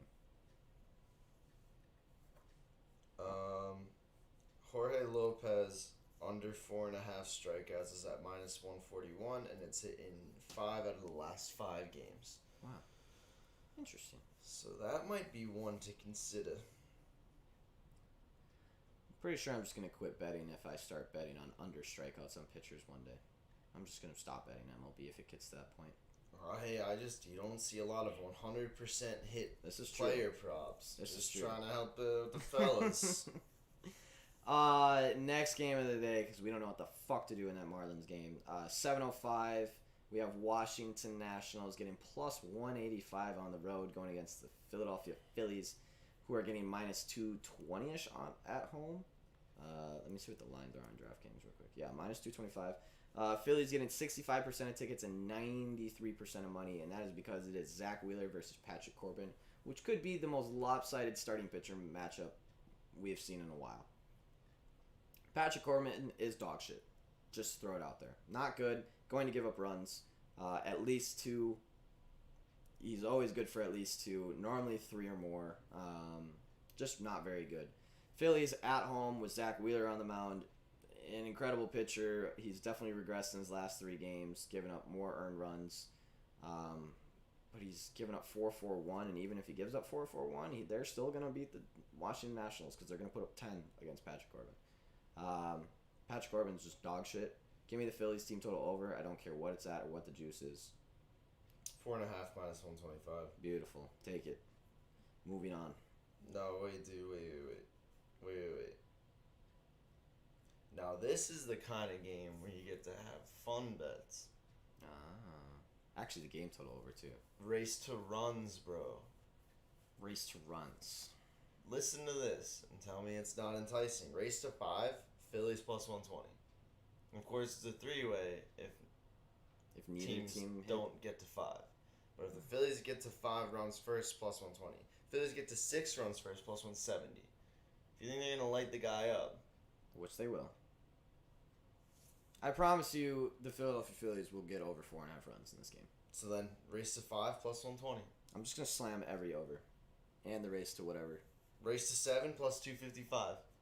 Wait, so if neither team hits 7, what happens? You lose? You can pick neither. Minus 185. Oh, yeah. I would do race to 5 runs. At plus 120. That's a solid line. I don't mind that at all. No, take Phillies over, game total over, whatever race to whatever fucking runs you want from Philly because they're going to hit it. Patrick Corbin's dog shit. Phillies at home love to hit the ball. Nats bats aren't bad. Just slam it. Quite an easy game there. And the lines reflect how easy it's going to be with minus 225 and everything. Looks like Milwaukee versus Pittsburgh. We have Adrian Hauser on the mound for Milwaukee at minus 150-ish. I do not see a pitcher for Pittsburgh listed yet. Do you? I do not. Okay. We'll stay away from that one. Just quick looking at Adrian Hauser. Not bad. Definitely has his games where he's not as good. Actually, only went 2 innings the last game for some reason, only giving up 2 hits. Maybe injury, just wanted to pull him because they had an early lead or something. Not sure. They definitely saved him up, though. Yeah, I don't really have anything for that until we get another pitcher. Hopefully a pitcher doesn't get traded an hour before that game this time.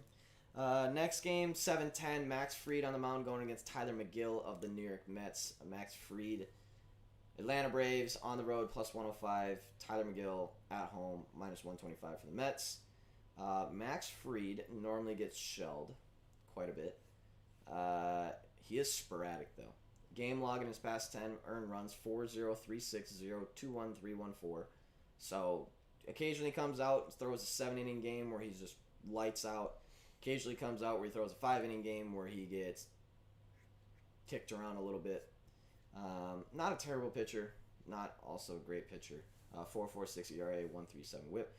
Tyler McGill, on the other hand, pretty solid, but we do not have a big sample size of only 30 innings pitched.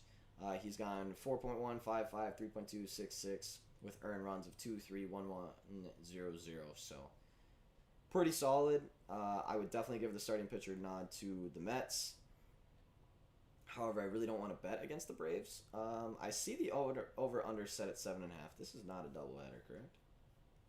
I'm not making that up. No, this is not a doubleheader. The under-over is set at 7.5, with Atlanta getting the underdog, which means they are at 3.5 plus money. Ooh, perhaps. It is 3.5 minus 115. Close. It's not The Mets are 3.5 minus 140. Damn. Fuck. That Mets 3.5 minus 140 is actually kind of nice because they should be able to get into Max Fried a little bit. And even if they don't, the Braves bullpen is not that solid. But we are trusting the Mets bats, which is a scary thing to do. They've gone over 3.5, 1, 2, 3, 4, 5 times in their past 10 games, so not too bad, but I don't know. I don't know about this one. God, that over at 7.5 sounds nice.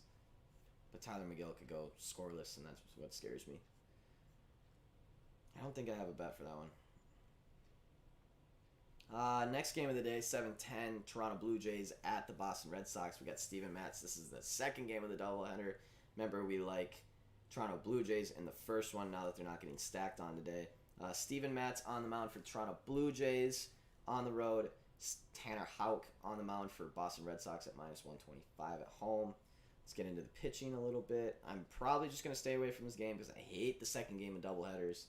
But I would like to see if we can find an angle on anything. Steven Matz on the road, 3.64 ERA, on-base percentage 280, WHIP 1.09. So not too bad at all. In his last 3, relatively the exact same. Tanner Houck, decent at home, 3 flat ERA, on-base percentage 286, WHIP of 1.2. He's basically been the exact same pitcher in his last 3 starts. I do not have an angle on this game. I do not know. I would think... I don't even know what I would think, honestly. I don't know enough about either of these pitchers. Steven Matz is good, but he's always good for a couple runs. I would expect that Houck is also good for a couple runs, even though he's not going to go very far, and we haven't seen him a lot. If you want to be safe, you just put it on Toronto. Let me see what the percentages here on this one. Looks like, oh, no, that's the 2-time game. There is no line. Okay, cool. Sick. Thanks, Action. Anyways, I would just stay away from that game. I don't think there's an angle on either one of the pitchers. I don't think you can really attack either one. The line opened up at plus 116 for Toronto, but is now sitting at like minus 150-ish. Might have to watch this and get some live bets. So what I'm hearing is take Bryce Harper over home runs again. Put only $4 on it yesterday because I wasn't sure, but then he hit that inside the park one. Is that what he did? I saw everyone blowing up on Twitter yesterday about the Bryce Harper home run. Did he really hit an inside the park? How do you hit an inside the park as a professional baseball player? You got to be fucking flying. You got to be flying. And that bounce has to come off that wall absolutely like sideways. Yeah. Anyways, next game, 7-10 as well. We got Nestor Cortez Jr. on the mound for the Yankees, getting about plus 110 on the road. Michael Wacha on the mound for the Tampa Bay Rays at home, getting minus 130-ish. Cortez Jr., 1.95 ERA, 1.01 whip, 2.2 average innings pitched. Wacha, 5.16 ERA, 1.34 whip, average of 4 innings pitched. I want to get into their stats a little bit more. Nestor Cortez Jr. struggles on the road with a 3.21 ERA, on-base percentage of 320, and a whip of 1.36. I say struggle as in he struggles much more on the road compared to everywhere else. He's been very solid in his last 3, however, with a 1.13 ERA, on-base percentage down to a 200, and whip of a .75. Very, very solid. Watch, on the other hand, is decent at home with a 4.13 ERA, on-base percentage of 292, and a whip of 1.1. He's been pretty much the exact same pitcher in his last 3 as well. I'm going to check the where our little tickets are on. Looks like Yankees. No.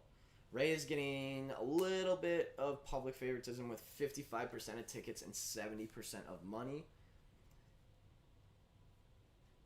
I don't know enough about Nestor Cortez Jr.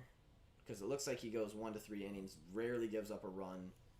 But again, this is one of those games where if he gives up 3 in the first inning, the Yankees are absolutely royally fucked. Right. I don't trust Wacha either. I think that he's going to give up some runs, but he does have games where he goes 6 innings and doesn't give up any runs. What's the over-under set at? 8.5. Yankees are at 4.5 probably. Both teams are at 4.5. Yankees not juiced. Tampa Bay is. I don't like either of those lines though. Yankees are 3.5 minus 140, and Rays are 4.5 minus 105. Yeah, I think this is a stay away game. I don't trust either starting pitcher. I don't know. This game could go very different. The one thing I would maybe hit is the 8.5 because it feels like one of these pitchers are just going to slip up. I just have that weird gut feeling that one of these pitchers are going to get shelled and we're going to see like a 10-0 kind of game. Weird feeling. Don't know why. Definitely don't put money on a weird feeling, but that's what I think is going to happen, and therefore I'm staying away from the whole entire game. Only $4, okay. Moving on. 8:05, Madison Bumgarner on the mound for the Arizona Diamondbacks, getting minus. I think this looks like it's going to be a pick'em game. Madison Bumgarner on the mound for the Arizona Diamondbacks on the road. Jordan Lyles on the mound for the Texas Rangers at home. Both these pitchers are not good. However, Bumgarner has been better in his last 2. He gave up 2 hits, 1 earned run, 7 hits, 1 earned run across 6 and 5 innings. Strikeouts went way down in his second game. Strikeouts were up in his first. So maybe he's starting to get his control back a little bit. Jordan Lyles, on the other hand, definitely struggles. More definitely on the road than he does at home. Much better pitcher at home. Let me get into the stats a little bit. Bumgarner, yeah, both pitchers about a 4.8 ERA with the away and in the home. On base percentage 286 for Bumgarner, 362 for Lyles, whip 1.56 for Lyles, whip 1.05 for Bumgarner. I would love to slam the overs for both teams, but both teams can't hit the ball worth a shit. They can't hit the ball. They can't score runs. Neither team can. Now, Arizona bats have been a little bit better as of recently, but it's been sporadic, and it's been against just bad pitchers. I feel like everyone just throws their worst pitchers against Arizona, and they still sometimes struggle against them. Texas Rangers, as we talked about the other day, finally went over 5 runs yesterday. They had to go against Widener to do it. Or finally went over 4.5 yesterday for only the second time in their past 13 games, I think. So yeah, the bats aren't there. The defense isn't there. These are both bad teams. Stephanie, I think I kind of agree with you. It's weird to say that I trust the D-backs here, especially on the road when they're 12-41. But Texas Rangers are fucking terrible. They're so bad. That was their first win yesterday in 12 games, and it was against the D-backs, and they won by 1 run. So yes, I definitely trust the D-backs more, especially with Madison Bumgarner on the mound. I just, man, to think that I trust either one of these teams with money is unbelievably just not accurate. There's a free pick on this game, and they say Texas Rangers. Ben Burns says Texas Rangers. Thanks, Ben. No, I don't like anything in that game. I don't think it's worth it. I think there's better games on the slate than to watch the fucking toilet bowl. 8:05 as well. We have Cincinnati Reds. God, we called the Cincinnati Reds good yesterday. This looks like it's almost a pick 'em as well. Tyler Mahle on the mound for the Cincinnati Reds on the road. Cubs at home with Zach Davies on the mound, getting, like I said, basically pick 'em. Tyler Mahle, 3.92 ERA, 1.24 WHIP, 5.1 average innings pitched. Zach Davies, 4.3 ERA, 1.49 WHIP, average innings 5. So, basic stats give the nod to Tyler Mahle, but let's jump into a little bit, knowing that he's on the road. I don't know how exactly he is. He's actually pretty good on the road. He's 5-1 on the road with a 2.26 ERA, on base percentage of 279, and a WHIP of 1.06. Last three definitely not been as good. 5.5 ERA with an on base percentage of 365 and a WHIP of 1.59. Zach Davies on the other hand, okay pitcher at home. Stats aren't good. Last three, however, 4.4 ERA, which is low, considering his on base percentage is 400 and his WHIP is almost a 2 flat. So Zach Davies is definitely attackable here. The over-under is set at 10. What's the Cincinnati Reds team total over? Actually, we might just want to go Cincinnati Reds money line. I'm going to see what the tickets and... It's 4.5 minus 135. Yeah, I mean, their money line's better than that. Basically the same for the Cubs, 4.5 minus 120. Okay. Looks like 65% of tickets on the Reds, 61% of money. I think I like the Reds here. I trust their bats more than I trust the Cubs' bats. I trust Mahle more than I trust Davies. The only thing that the Cubs have going for them is I like their bullpen better. But I don't think the Cubs can hit enough runs to make a difference anyways. Yeah, I just don't think their bats are good enough to get them through an entire bullpen anyways. Their bats have been working a little bit better, 4.65, 3.8, 2.2, 7.34, but to think they're going over 4.5 is a hell of a take. And I think the Reds win this one, as I thought yesterday, at plus 160. Next game, 8-10, Lucas Giolito on the mound going against Chris Bubic. That's the White Sox on the road at minus 180-ish, going against the Kansas City Royals at home at plus 160-ish. Kansas City Royals finally fucking lost yesterday, thank God. It's going to be 94 degrees with 8 miles an hour wind going out, so expect the ball to fly a bit today. Giolito, 3.78 ERA, 1.14 WHIP, 6 average innings pitched. Bubic, on the other hand, 4.72 ERA, 1.5 WHIP, 4 average innings. Let's see how Giolito does on the road, because I think he definitely struggles. He does. 4.58 ERA, on-base percentage of 321, WHIP of 1.36. So while he does struggle more on the road, those actually aren't terrible stats.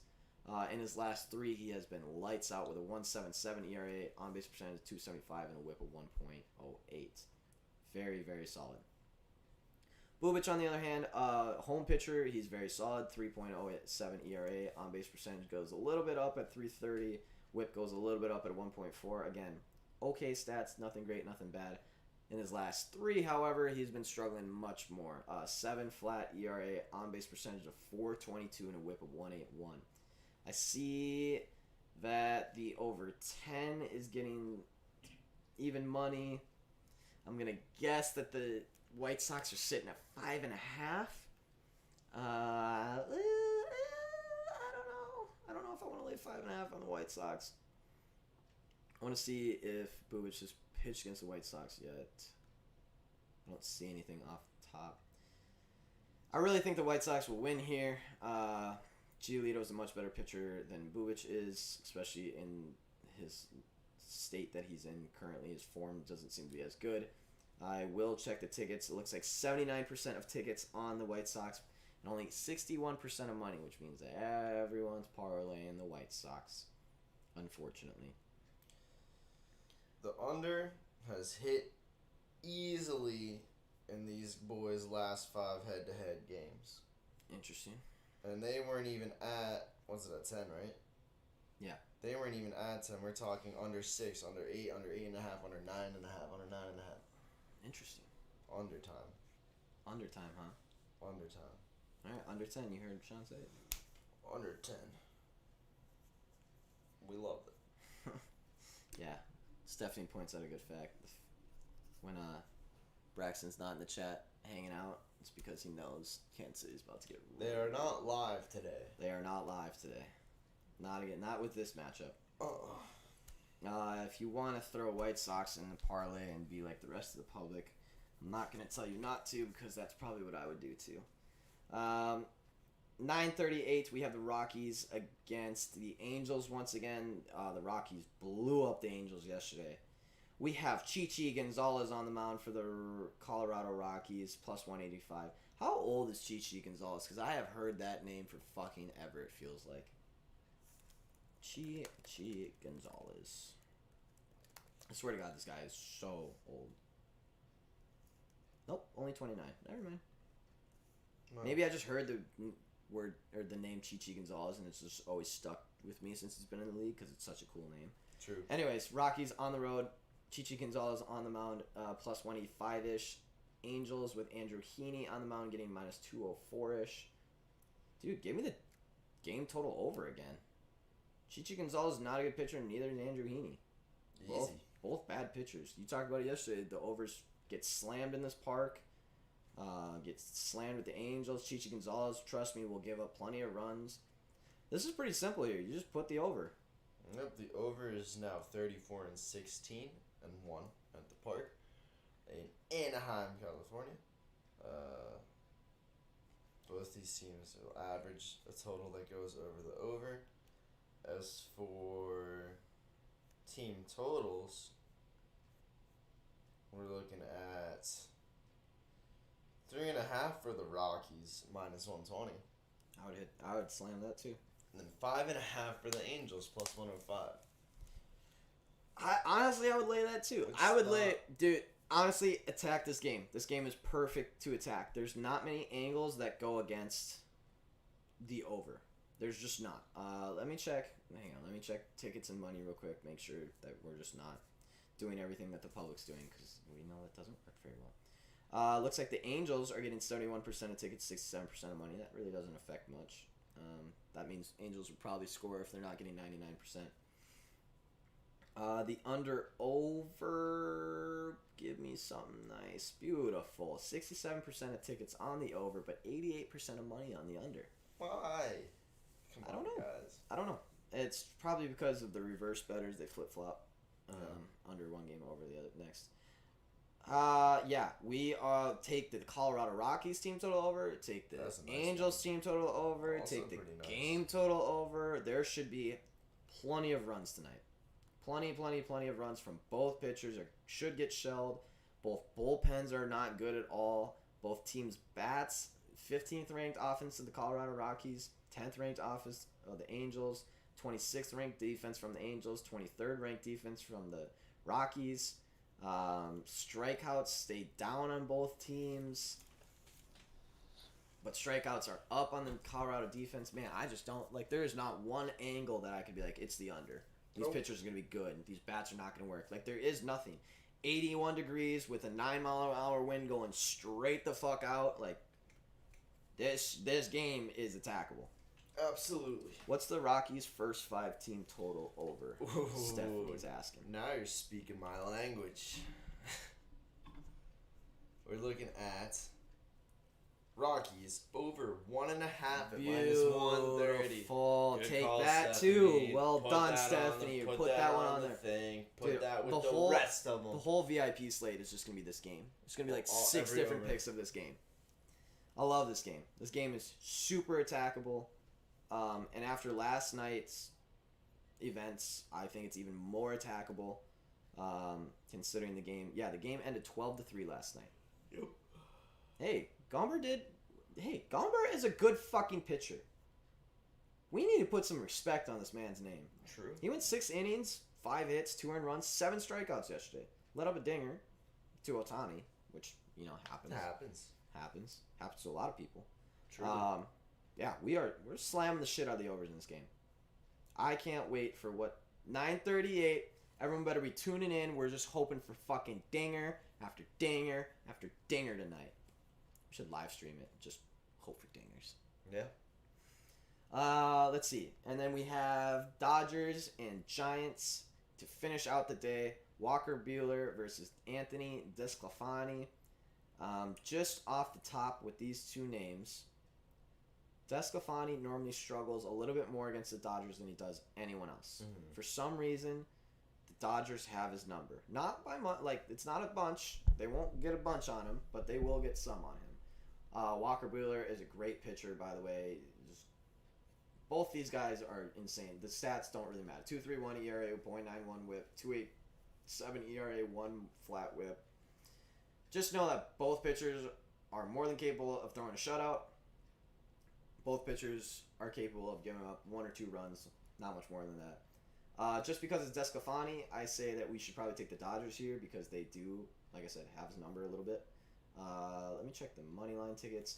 60% of tickets on the Dodgers, but it's 50-50 money. I said it yesterday. I'm going to say it again today. Although we did call the Giants winning yesterday, and they did win. Just, again, value-wise.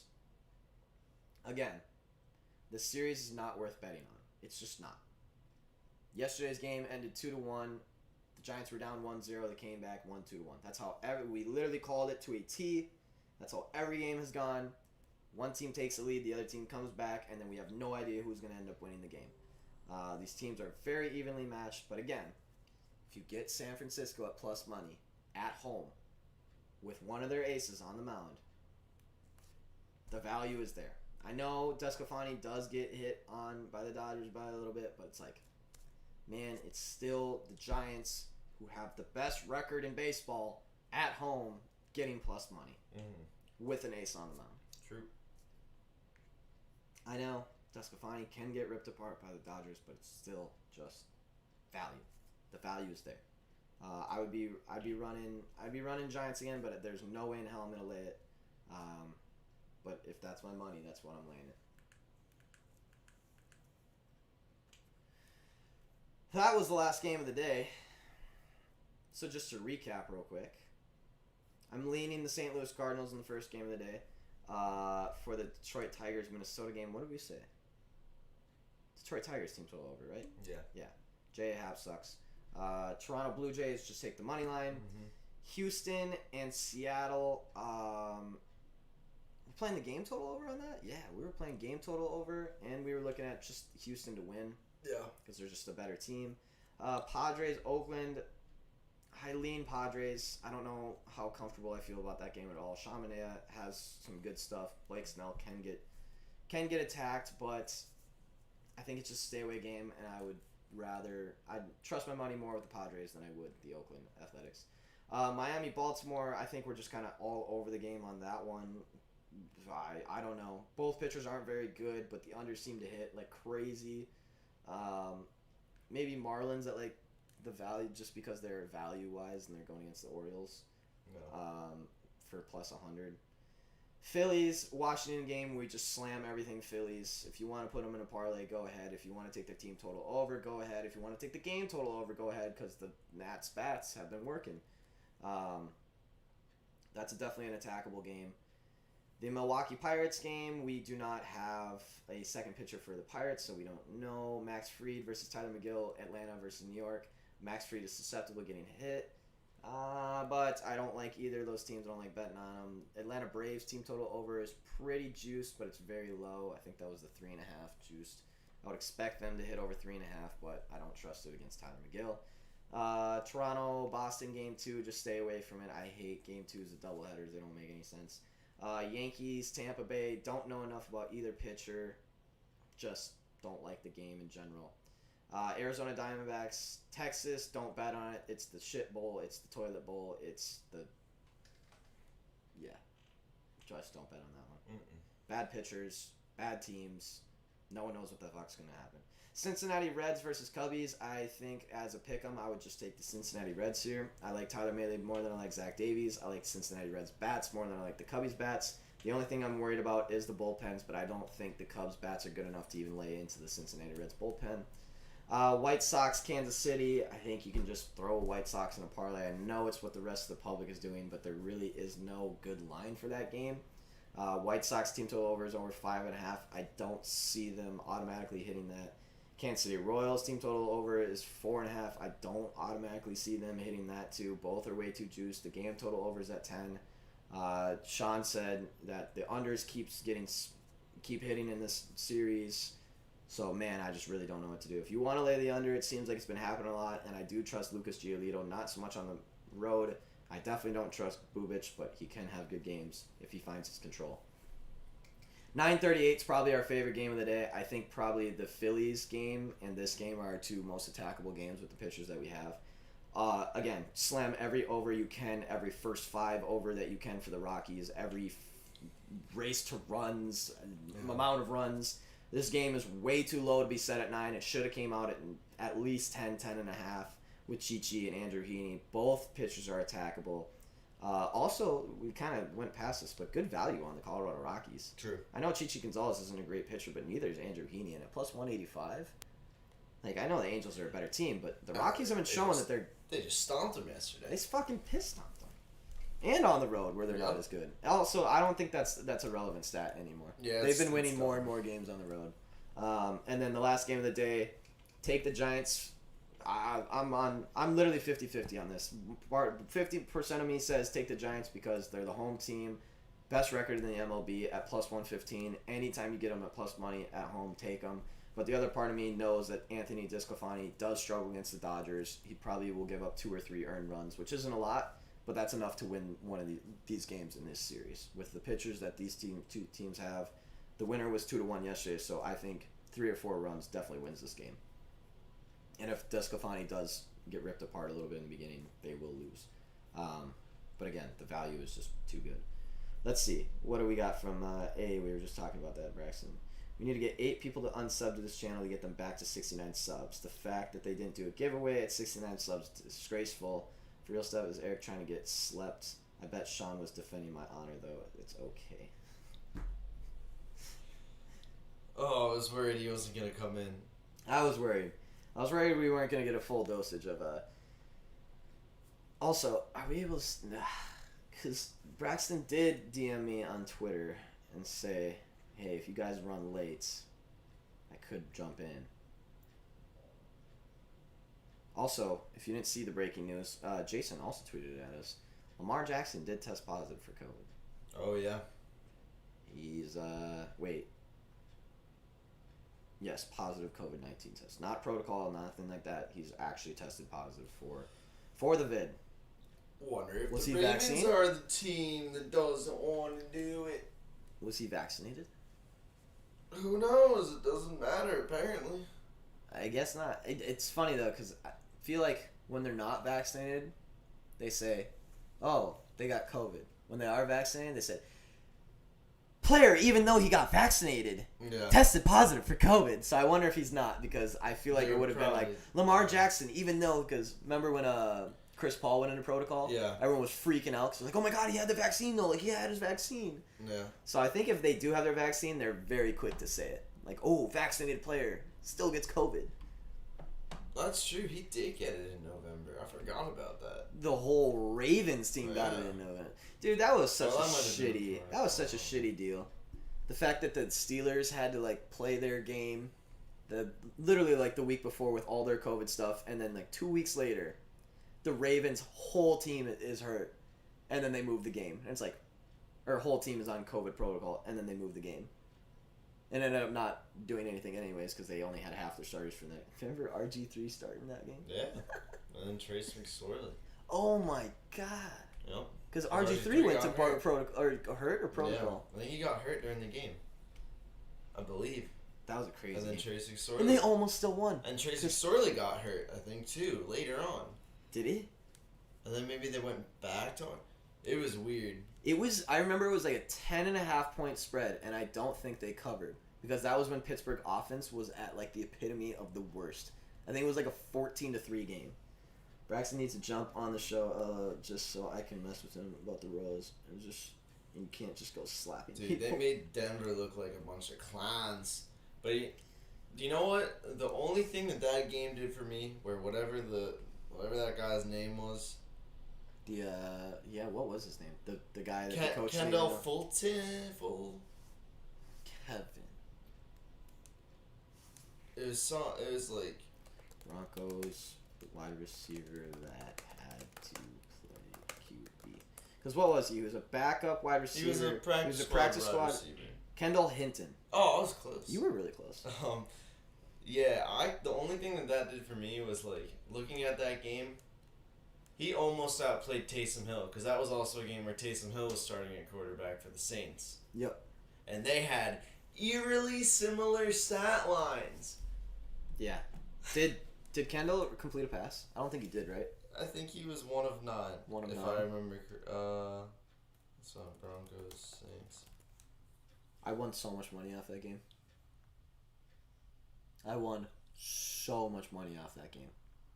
And He was 1 of 9. 1 of 9 for 13 yards and 2 interceptions. Taysom was 9 of 16 for 78 yards and 1 interception. Damn. Yes, I slammed that game so hard. And I remember sitting with my brother before that game, and he's like, I don't know, man, the Saints, it's a 14.5 point spread. Like, I don't know if I'd lay that. Like, it's still like a quarterback, blah, blah, blah. And I'm like, the man hasn't played quarterback since high school. Yeah. He barely played quarterback in high school. His own coach didn't even know who he was. Remember? The coach didn't know who he was. I'm like, that is one of the number 1 defenses in the NFL going against a high school quarterback. If you really fucking think that a professional defense who is borderline number 1 can't destroy a high school quarterback with not even that good of a backfield, I slammed the shit. I slammed it at 13.5. I slammed it at 14.5. I slammed it at 21.5. I slammed it at 23.5. I just kept locking that shit in. That was the easiest game of my life. And then the Broncos almost scored late and almost fucked up everything. Yeah. But yeah, boy, I hope that doesn't happen again. That was an ugly fucking game. Holy, did you watch that game? Mm-hmm. Did you? That was an ugly game. Ugly. Man, shout out to Kendall Fulton, man. Because he just kept taking hits and he just kept getting up. Honestly, like, I get really, really bad. Really, really bad. But I also remember he had no time. Oh my He God. had no I think he had help from the running backs. 2-day notice? Yeah. 1 day? Yeah. We didn't even know, like, for sure, going into that game, what it was. Because they were trying to get Blake Bortles, but he couldn't get through the protocols in time. But in the pocket, he had like no time. No. He had no help from the run game. You had Cameron Jordan wanting to eat the man alive. Yeah, one of the toughest lines coming at him, and I think there was a couple drop passes there too. I'm just saying. Yeah, there was. He could have been 3 and 9. For anyone to even stand back there is just like you literally. I guarantee that whole team looked at him like, "Hey, man, like, we're all with you here. Like, yeah, we're sorry. Like, just do the best you can, do whatever you can, try not to get hurt." Because he was tiny too. What is he? Like 6 foot. 6 foot, and he did not weigh over. 195. Yeah, I was like, he did not weigh over 200 pounds. Poor guy. I mean, it's awesome that he got a chance to be like a starter off the practice squad and everything, but. Yeah, But it's definitely not the time that you want to be doing that shit. You do get to say it though, you know. I was just started as a QB in the NFL, which hey, there's a lot of QBs who could draft in the NFL that can never say that. So. Mhm. But it is 12:10. It is 12:10. It is past our time. It's past my bedtime. And I just can't wait to lock in all those bets on the Rockies-Angels game. And I can't wait to go to bed. I'm gonna need a nap today, probably. Jeez. I was up late last night for no reason at all, too. Don't you hate when that happens? Yes. Like, I was in bed by midnight last night. Probably fell asleep like 2:30. Just one of those nights. Sucks. I am tired today, though. I'm gonna take a little nap. Maybe sleep on all my ideas for VIP. Take a little nap and then come back. Wait, no, because game's starting in like an hour. Yeah. I can't even do that. You gotta get going. Shit. Oh man. Off topic of the day. I'm still convinced that I'm gonna start that. It has to come naturally. Off topic top of the day. We need Dirty Socks merchandise. All right, here we'll live stream it right now. Fiverr. Yeah. Let's Alright, this will be fun. Let me do. Can you share your screen? No, wait, what I'll do is, I'll put it up on that one, and There then you we can cut it. Yeah, this will be fun. We're getting creative now, boys. Alright, let's do, alright. Rax said if we distract them long enough for me to get out of class, I will hop on the very end of it to talk NBA draft bets. Alright, Start I'm distracting. interested in hearing that. We'll put that. Where are we going? To you. Oh boy, I'm in the middle. Oh, what happened? Oh, that was you. I was like, Yeah, I that's clicked okay. the zoom button on the Yeah, camera and you everything went killed it. black, and I was like, oh! There you go, Sean. You're in the spotlight. Alright, I'm gonna first of all make a. Y'all ever seen those new vending machines in Japan? They're not new, Braxton, but there are vending machines on every corner outdoors in Japan, and they serve cold and hot drinks. Yeah, they Like that. vend all kind of stuff. It don't is fucking awesome. Honestly, their vending machines. What are was the coolest most thing wild thing you ever got out of a vending machine? ever. Dude, you could get hot coffee, That's like wild. canned hot coffee, out of a vending machine. It was pretty crazy. Now let's do I'm gonna let Sean take over for a second. window capture. I don't know, man. I'll be right back, fellas. This is Enjoy, Sean. This is called I'm trying my best.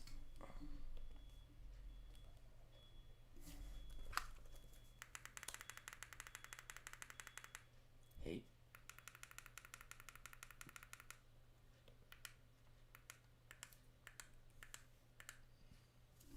Guys, by the way, we're one day closer to NFL again.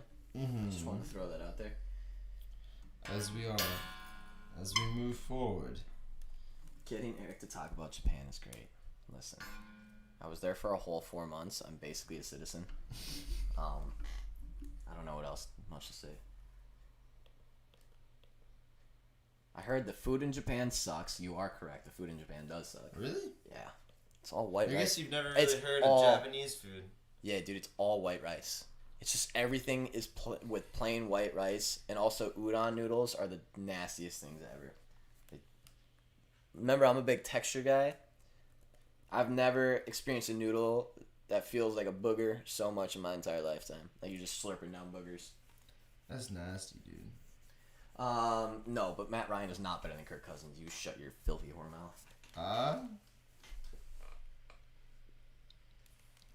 He's pretty good, dude. Yeah, I know. Finally, the camera angle we've all been waiting for, just Sean. What are you doing up here? I'm intrigued. I'm giving us a space so we can all watch the Fiverr. You know what I mean? It'll be like a commentary channel. Oh. I just have to make this so it's under us. Is Carson Wentz better than Kirk Cousins? Not at this moment, but I think he has the potential to be. Carson Wentz's ceiling is higher than Kirk Cousins, I can tell you that. Agreed. That's a good way to put it. In the current state, no. I don't think he is better.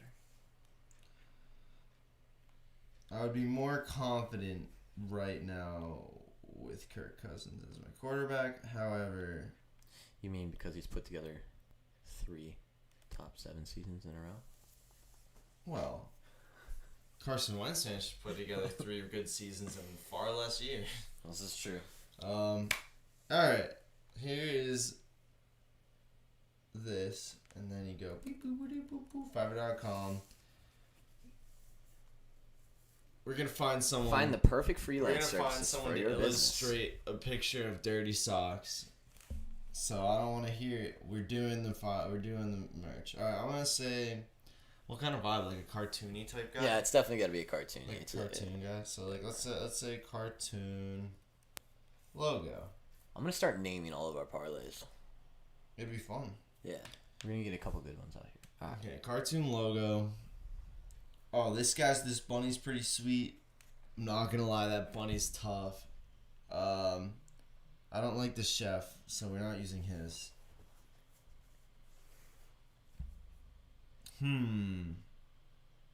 That's like a Paw Patrol type vibe. not what I'm looking for though. I need socks. That looks like a Temple Run. Wait, which one? This little guy. Oh right yeah, here. that's definitely a Temple Run kind of thing. Waste matters. That kind of reminds me of. Wait, what even is that a card? What is that a logo for? Why is that rat talking about waste? Why does that rat have rabies too? Looks like the most possessed rat I've ever seen. I kind of. Oh, dude, that's Lightning McQueen. All right.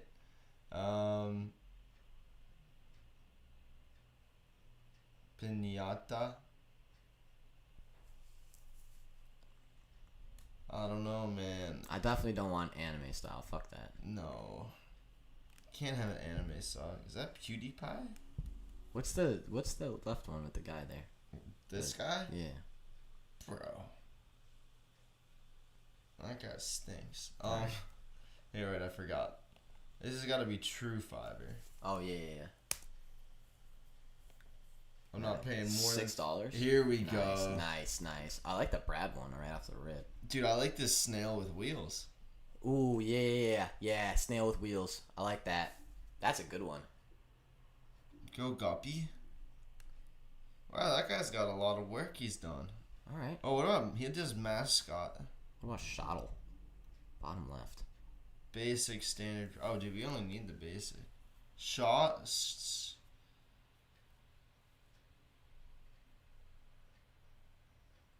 I still want one of Braxton throwing up, so Steph. Oh, that's true. We got. I only threw up the first time, and that was after a heavy night of drinking. I will not stand for the slander.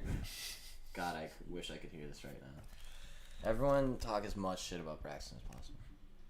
Also, for those of you who are in the Discord, I think everyone in here is in the Discord.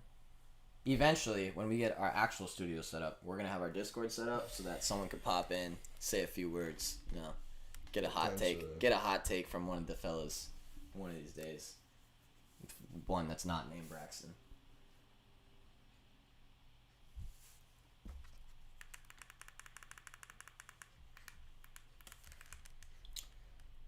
Oh man, I don't want one of these corny corporate logos, man. We're not corporate shills fuck or that. stooges. Nah. We're the fellas. Yeah. LLC, no C. This is the one. This we could get a picture of. Oh, there we Braxton, go. That's a perfect one. You and Braxton right there. Like you, Darvish, not you. Yeah, it took a second, but. Oh, beautiful. Oh my God, yes. I love how they're just slightly misformed enough to like make Braxton look bad too. Mama. Oh, dude, I think this might be it for the dirty sock. I think if that thing that said "Mama." It's like anime though. Actually, wait. What do you? Yeah, no, never mind. I like the first one, but then the rest got. I'll make realistic character. Ooh, Wow. that dude. of Braxton and you. That one looks like Keemstar in the woods or something. Yeah, it does. Is that Keanu Reeves? I think that is Keanu Reeves. Interesting. Mr. Poggy. I like that other one for the socks, the cartoonish, like the Hot dog, corn. corn.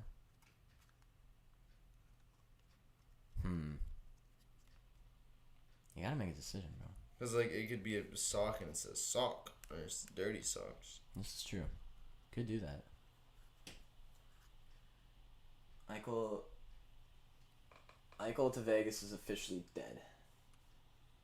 Eichel to Minnesota, though? God, I would love it. We need an elite player behind Kaprizov. So, can we have a shirt that has Napoleon Complex Braxton on a horse throwing up? That. Now that will sell. That was. So what you want about Napoleon? Dude got his name in the history books.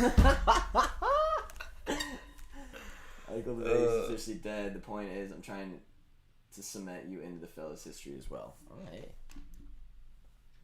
What does this guy have to offer? Oh, dude, that chicken's sweet. You hear that? I heard that, but oh, dude, I'm gonna ask this guy. Which guy are we talking? Look at this guy's chicken, dude. That chicken's sweet. That's a chicken? I can't even see that. Wait, maybe we should zoom. That might be a good idea. Oh, there you Ah, now you're thinking. You see this chicken, dude? See this chicken? Right here? I do see the chicken. He's got a lot of self-confidence. 4.9 stars? Damn. These are all pretty highly rated. Damn. Well, you gotta make a decision. Okay, I'll make a decision. I think I'm gonna go to page 2. Okay. I think the page 1s are too corporate. Alright. Too much C corporation stuff. Look at this guy. We're an LLC. Look at that little dino. Oh, I like the dino. Get that, but like as a sock? Yeah. Ooh, I like the owl too. Dude, I like Oh, this I like guy's the style. bear. I like it. I like this guy. Yeah, that's just cartoonish enough to not take it serious. With 3 concept. What's standard? High resolution. Oh, the premium. Nah, hell no, man. Animal mascot and cartoon character with 3 concept. Does it have to be an animal? Can you just do socks instead? That's a man. Oh, can we just ask for that one? Can we just ask for penguin with ice cream?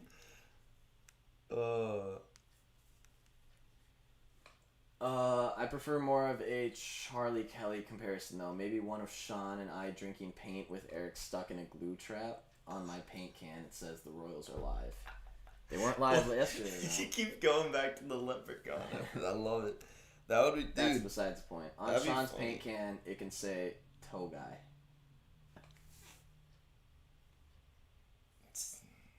No comment. All right, toe Look guy. at this beaver platypus. I think it. He seems- Braxton thinks that you're some kind of freak because he said freak yesterday. Now he's saying toes. Dude, ain't nothing freaky Either about he's got a toes. fetish or he thinks you have a fetish. Ain't nothing freaky about toes, man. They're like the fingers of the foot. I'm so fucking hungry. When this show runs late, I start getting hangry. It's true. That's why he starts raging at the end. Don't say mean things at the end of the stream because I start getting real fucking angry. All right, I don't know about that animal one. I don't want to confuse the guy by asking for a sock, and maybe he'll make like a sock monkey, and that's it. Actually, would a sock monkey be cool? Yeah, but where's a monkey come in? Where do you have a fucking bear cat that no one understands why we have it? But it's cool looking.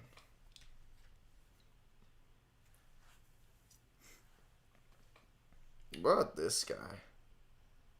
It's kind of crazy looking. Whoa. Is that the only examples of your work, sir? Well, in that case, I can't try. Whoa, okay, I like the little astronaut. I need to get on VIP and start posting I like this guy's. live stream posts of VIP. I like this guy's cartoony stuff. Look at this little guy. I will make stunning, playful cartoon logo mascot for your business. That's exactly what I'm asking for. Look at that. That's exactly He's what in we a want. globe. Gelato. This is Dog Man. He's a furry type guy. This is a he's bear definitely man. he's definitely a furry. Bro, Bearcat 2. No more Bearcat. Why? Because we didn't sell one piece of Bearcat merchandise. It's fire though. But no one knows what it means. Why does it have to be a thing, dude? Who's gonna... Bro, alright. If we sell 1 dirty socks, I will eat a dirty sock. I guarantee we sell 3. At least. Everyone has great things to say about this guy. Oh, yeah, this is it. This is it. This is it. This is the one. This is the one. Mr. Duck. Mr. Duck. Yeah, I'm gonna be like, This is the guy. alright, this is the guy. Basic, wait. Hold on, let me make sure I'm not getting screwed with the basic. Because sometimes it is. Simple cartoon logo with text. Sounds Beautiful. good. 30 socks parlay. He wrote, wait, a gray cart.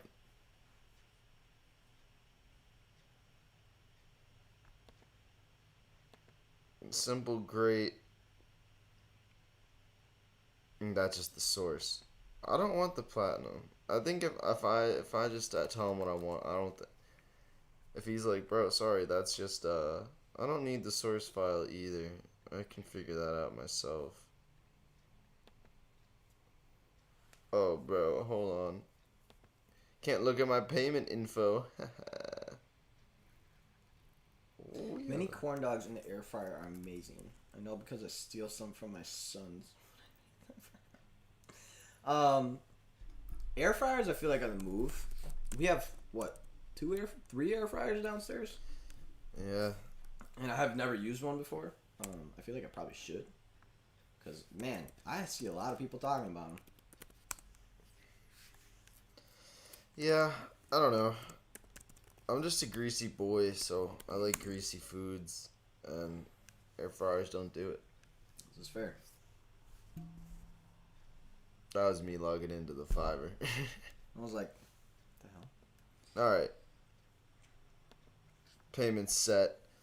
Can't look at my PayPal. We got the receipt now. Nice. Okay. Any idea about this design? Hello! Hello, sir. Hello, sir. I'd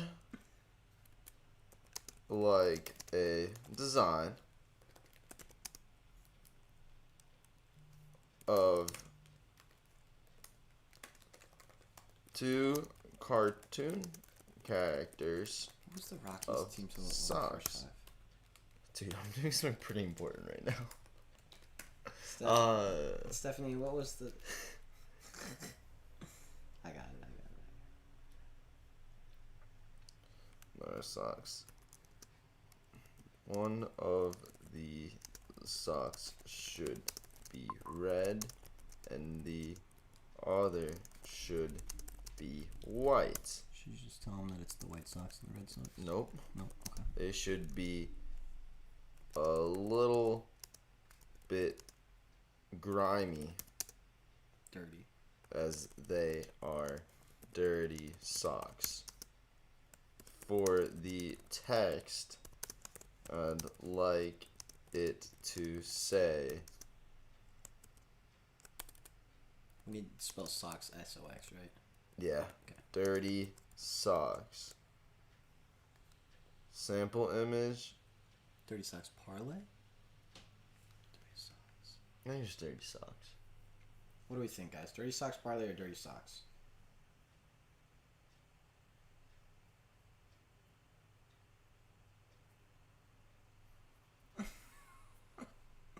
Stephanie talked about stealing her kid's mini corn dogs.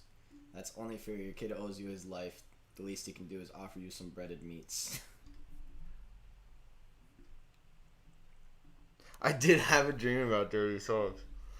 That is true. Shit, he might be onto something. Yeah, but like if I'm dreaming about socks, I can't like feed that much. If even in my dreams they're covered up. This is the other. See now. See, we're having good. We're having good arguments on both sides. This I really is don't know which side I'm leaning. This right why now. is this so? Oh man, I'm having a ball. All right, dirty socks. Sample image. What's the fucking? What's a good sample image of socks? What were the odds for the damn? Was it minus 130? First five over 1.5. Oh, look at that. Foxbet can't verify my location. Weird. It's only been like that's been going on for a month. I'm just gonna download this random picture of socks. I'm deleting Foxbet. I'm done with this shit. I'm done. Socks. You can put that over here. Over here. Let's see here. Rockies, first five. Oh, imagine that. Foxbet doesn't even have those anyways. They don't have first 5. No, because Foxbet fucking sucks.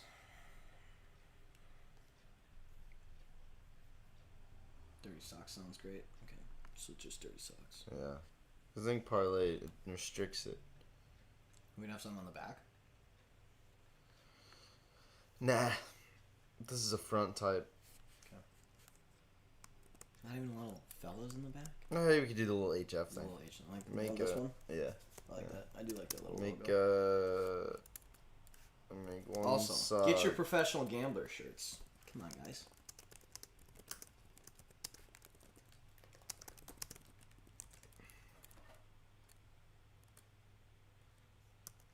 That was weird. I didn't like that. Guys, just so you know.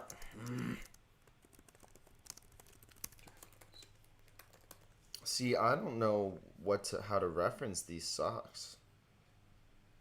I don't think he needs a reference image No, for let socks. him let him come up with his own idea for the socks. I'm just gonna say, don't worry, they're just socks. Just make them fun. Do we want the socks to be alive? Yes. Oh, dude, it's a cartoon character. Okay, I was just making sure. Oh yeah, they're gonna be alive and dirty. Just making sure. Baseball. MLB. Listen, pitcher, alternative. No. Ooh, we should do an alternative run line parlay again, too. Oh, we've received messages from Zane Designer 0. I wonder what he said. I haven't even finished the order yet. Alright, there you go, bro. He said, hi, question mark.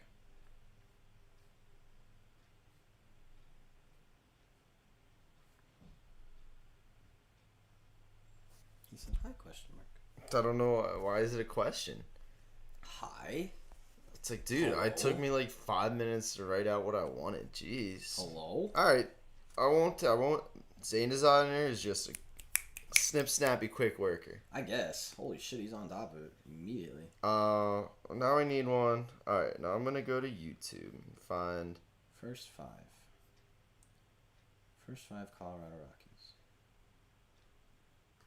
Alright, let's go on the Fellas Show. The Colorado Rockies. This is Inception now. Plus one. Where's the last one where he had Braxton Minus on? 130. Got it. Where we weren't being quite as nice to you as we should have. It was this Well, that's one. 'cause you sucks. No. Where's the shotgun? Where is the That shot? was at the end, wasn't it? Yes, it was. It was towards the end. Oh, this is great. This is a lot of fun.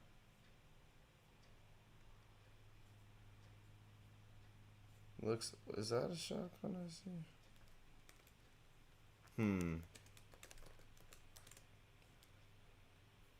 We'll go like here. It's another chat, will talk about it. Minus 115. I can't find it. It's weird though, that's us. 8.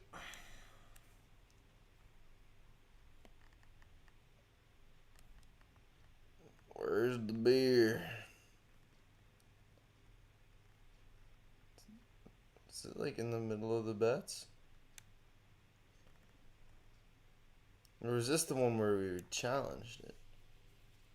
Oops. No, he definitely did it with this Budweiser hat on. Right? He definitely did it with his Budweiser hat on. Oh, look at my leggy ass. Nah, you were away. Middle of buttfuck nowhere internet connection. Gotta love it. We're also doing Phillies team total overs.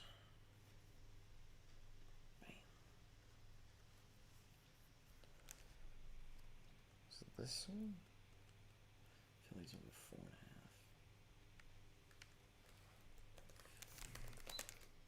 4.5.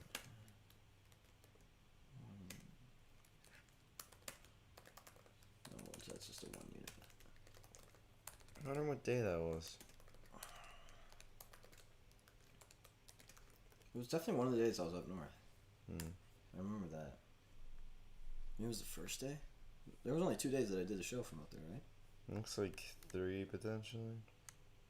No, that might have been one without you. Yeah. Say it had to be this one. Phillies over 4.5. The game total I want over 2. That's true. You're right. It was the glasses one. You're looking fly in those glasses, by the way, bro. Not gonna lie. So that one I just probably didn't put in the. Because that was the one where you challenged you, and then there was the one afterwards when you did not do the thing. That's Tech Money wins this one.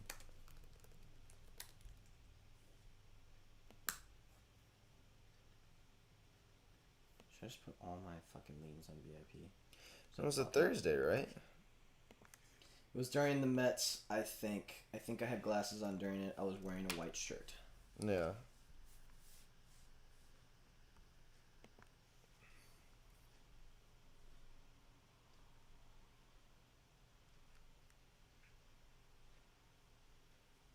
Where's his little glasses? I know. So that's Thursday, Friday, Monday, Tuesday, Wednesday. So we're looking for 7/16, I think it'll be. Because I think it was maybe the following Thursday. 7/15, maybe.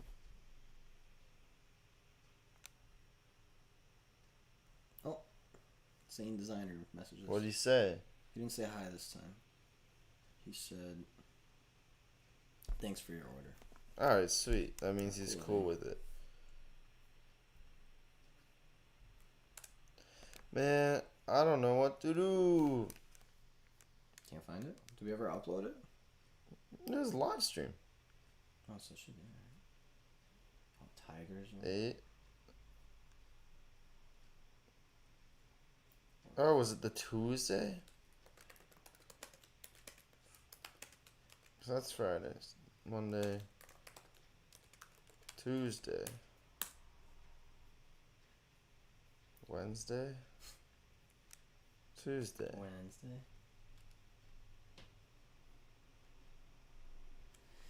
Alright, I'm gonna throw together a big parlay. Here we go. Alternative run parlay. Here we come. Uh-oh.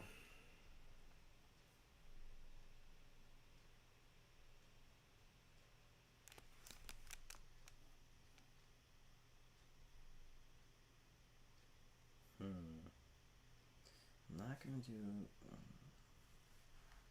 Mariners again. I'm not doing that. I'm not doing. Well, I might do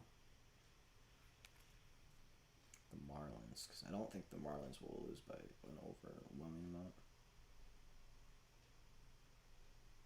It sucks. I can make alternative run line bets on Fox Bet, but I can't actually bet them because Fox Bet won't verify my fucking location, even though all my that shit's on. Who else? Who else do I like today? As underdogs that I think will do just fine. The Rockies, man. For sure.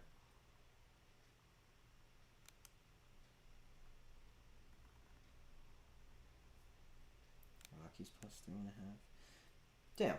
2 plus 3.5 run lines, and we're already at minus 141. That is crazy. Oh, and Giants plus 3.5? Are you kidding? Easiest lock of the century. There's our guy. It's just the wrong one. This one's older. Give me the fucking Dodgers game, you fucks.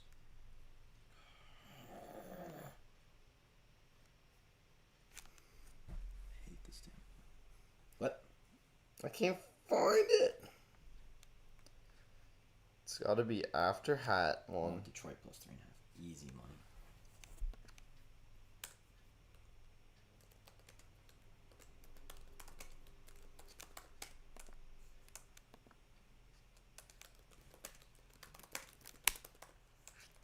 I'm putting 2 units on this alt line parlay. Dang. I like it a lot. Plus 114. Beautiful.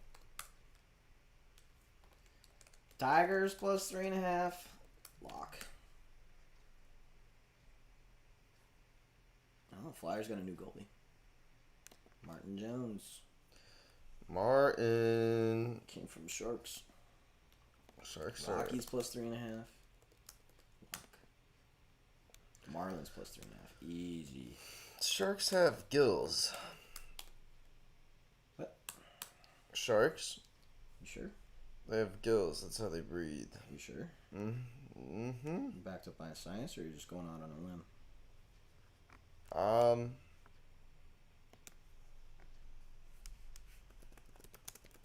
look it up. Yeah, I'm backed by science, bro. Alright, cool. Is that wiki or a credible source? That's enchantedlearning.com. Alright. Sharks anatomy. I'll let it go.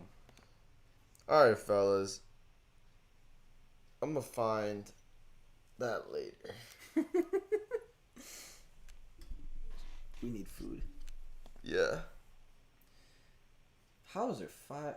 Oh God! Now Braxton wants to come on. How'd our viewership go up? Yeah, Hey, I don't whatever. know. We'll send. Maybe you can help us find the video. All right. He needs Zoom code. Same one as before, Braxton. Oh shit. I'm gonna go over there for a second. Braxton, You're making me do so much work. you're making Sean do a lot of work. Did you hear my back make noises when I got up? Alright, well, first I need to even make a dang Zoom.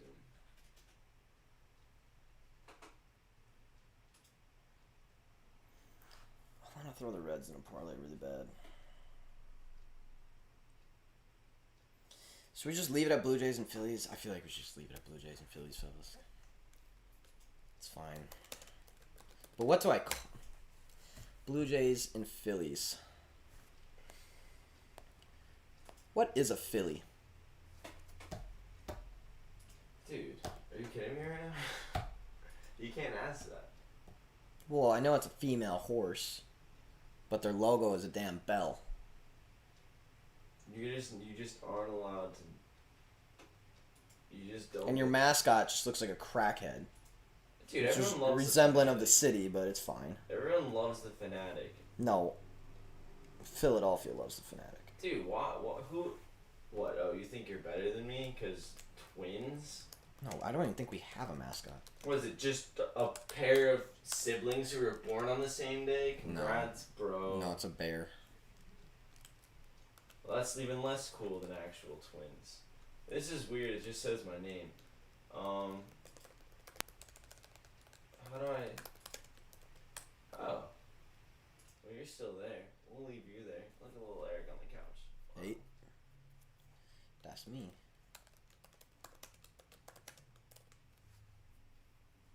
Alright, if you have pics are posted, go look at them.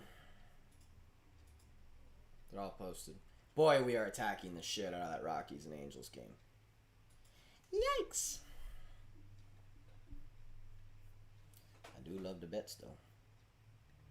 And then free plays, I already know what we're sending out. We're sending out Astros, St. Louis. Ooh, I'm going to tweet that out right now. Early MLB action, St. Louis Cardinals, baby.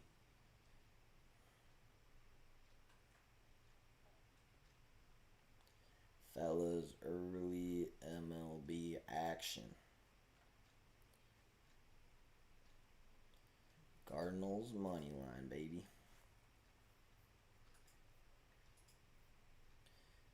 Check July 9th episode for Braxton Shotgun. Says Stephanie. Wow. Hold on. There he is. Hold on. I gotta figure out how to get this to work. Look at this fucking dweeb. I just can't get. Oh, dude, I do have a second camera. That's Hang pretty on, Braxton, we can't hear you yet. Yeah, we got a lot. I got like 3 to 4 things I have to do. Alright, make it 2 to 3. Oops, make it 3 to 4. Second camera activated. That can be our Zoom cam.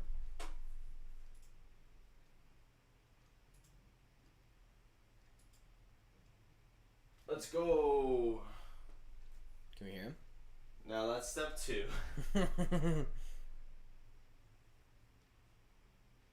Oh, we can use the pods.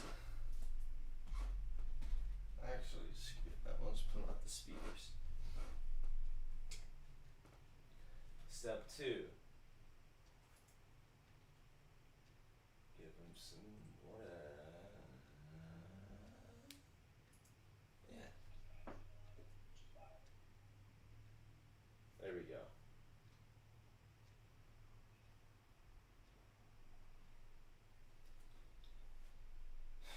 Okay. Step 2. We good? Oh, We got him. You got me? We got him. Let's go. Alright, I'm going through the logs right now and everything, those logs. It's definitely 7-9. Close to like 155-ish area. All right. Um, Transition to this one. This camera actually looks pretty cool. Oh, Oh, I like that. Whoa, that makes your camera look crazy. It does look? It's very fish-eyed. Whoa. And then if I, but I think I can change.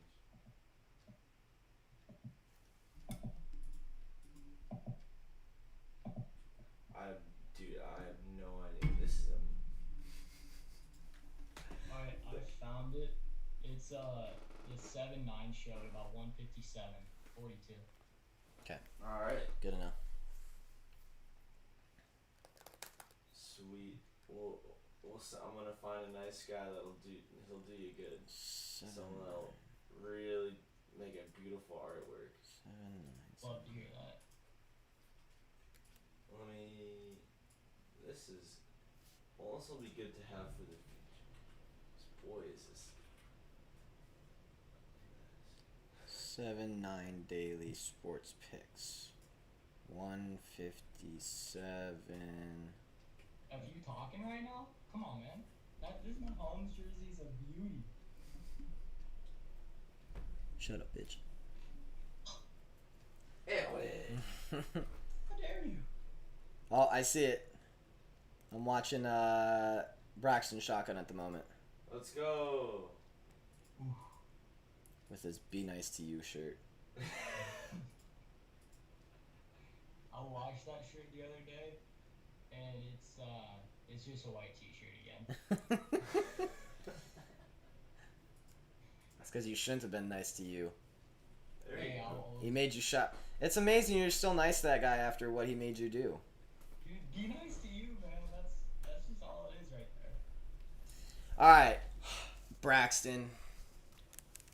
Enlighten us on what we're betting on for this NBA draft, please. Oh, beautiful. Okay. Let me get there real quick. But Ugly so I was red just kinda Mahomes looking jersey in the background. last night, and I saw some just egregious lines here. Really? Like the value on it is insane. All right, so Jalen Green, great player and everything, was awesome in the G League this year. Not gonna deny that he's definitely one of the 3, 4 best players in this draft, but his over 2.5. So if he doesn't go top 2, it's gonna go Cade Cunningham, and then I mean Evan Mobley, Jalen Suggs, Kaminga, any one of those dudes. They go second. You got Jalen Green at plus 450 to go 3 or later. Like, come on. He's great. No, but Mobley he could be generational. Dude is 7 foot with I don't even know who to compare him to. He's like a Kevin Durant type almost. He can shoot, play defense, he can dribble, he can move, he's athletic, long as hell. I don't know if anybody would pass on him at 2. So getting Jalen Green over 2.5 plus 450 is insane value. Okay. And then the other one I love to see was Franz Wagner, little Michigan boy. Yep. His line is 9.5, and the over is plus 150 on it. That's got to be the over. He's not that good. Right? Like I watched him. I watched him brick so many fucking shots. Oh yeah. On when he needed to be clutch. Yeah, I can't believe they'd give him over. I can't believe he'd go inside the top 10. No way in hell. No, right? No and way it's in hell. plus 150 for that. Oh, Fuck come no. on. That's something you got to hit right there. I could think of like 6 shooters that are already better than him. 100%. Corey Kispert is at 14, and Franz Wagner is 9.5. I would take Corey Kispert 10 out of 10 times over Franz Wagner. What's going on there? And then is Cade a lock at 1? Yeah, he's going 1. There's no doubt about that. I don't even have odds on him going 1. I'd assume it's like minus 5,000. Why is he guaranteed number 1? We saw what he did in the tournament. All right, so he's a 6'8", 6'9" ball handling wing who can play point guard. He has incredible court vision. He just played with kind of scrubs at Oklahoma. Like no one, his best player was Likely, and that dude should be playing middle linebacker for the Chiefs. He should not be on a basketball court. I mean, he's just PJ Tucker out there, and like at his ceiling is PJ Tucker. No one else on that team really did anything. No one knew how to cut. The offense they ran was terrible. Uh, Cade Cunningham had the highest percentage of pull-up jump shots and highest effective field goal percentages on those in the entire college basketball. His skills translate perfectly to the NBA and where the NBA is going. He's long, athletic. I mean, he's 19 years old. What else do you want in a prospect? This dude is money. He's going to be an all-star. Like, there's no, if anybody took, like Evan Mobley, if you wanted to make the argument, I would hear you out, but there's no one in this draft who's remotely as NBA ready or has the potential of Cade Cunningham. He is on a different level. Interesting. Because I watched him a little bit last season. I saw him during the regular season, and obviously, like, impressive and everything. But man, that tournament is enough to deter me away from like I am not using number one pick on that guy. Fuck that. He was so bad, like exponentially bad in that tournament, and that's why I'm It like, wasn't great. that's why I'm just like, man, if I'm using a number one pick, I would want it to be on someone that can show up in big games, and because that guy fucking sucked. I can see that. He showed up in Big 12 tournament and everything. He Yeah. did disappear every now and then. But, I mean, he's 19, 18, Yeah, I 19. know. He's going to get better. I think, yeah, I agree. I think his skills perfectly translate to the NBA, but man, that's a hell of a wild card at number one for me. I don't think there's anyone else in there. No, that's the thing. I don't think there's anyone else that can be number one, but like, it's definitely not. And then, wouldn't be my favorite. where is it? There's a couple other guys in this draft. Oh God, where was it? Hold on, I gotta go to my bets here. I'm losing it right now. Majors. Kuminga, Jonathan Kuminga. So right now his over under is at 6.5, and the under on that is plus 150. Wait, say it again. Jonathan Kuminga over under 6.5, and the under is plus 150. Okay. And he is one of the better players. I couldn't name 7 better players than Jonathan Kuminga. He's got the size, he's got the build, he can shoot from the outside. He's the perfect stretch 4 in today's NBA. You could even run him at 3 if you wanted to. But in positionless basketball like this, he's gonna dominate. I mean, him and Jalen Green, they were a toss-up between going like 4 and 5 for the entire year, and then all of a sudden, a bunch of shit started blowing up, and everybody's like, "Oh, Jalen Green's going second. Jalen Green's going second. Kuminga's gonna slip." I don't buy any of that shit. It's the same shit I did with the NFL draft. I laid down the hammer on Trey Lance to go 3rd, and I laid down the hammer on Mac Jones to drop. And it's the exact same thing going on. People are just smoke and mirrors. Jonathan Kuminga has been playing in the G League. He's NBA ready. There's no shot that he drops past 6. He's gonna go top 6. I couldn't name 6 better players. Did you say Jalen is going second or isn't going second? Jalen Green's not gonna go second. Jalen Green's gonna go 4th, maybe 5th. I would take Jalen Suggs over Jalen Green personally. I was gonna say Jalen Suggs projected at 5 seems very low. Yeah, he's 4.5. He's at 4.5. His overs plus 350, his unders 500. I think the draft order is gonna go Cade Cunningham, Mobley, Suggs, Green, Kuminga, Scotty Barnes. Wow. All right. And then Kuminga's going that high, huh? Kuminga's really good. He is awesome, man. Here, where is the other? I was looking at Ayu Dosunmu, who is projectable to the NBA. I think he'll be productive. The odds are minus 130 over, plus 100 under at 27 even. So if he gets picked 27th, you push.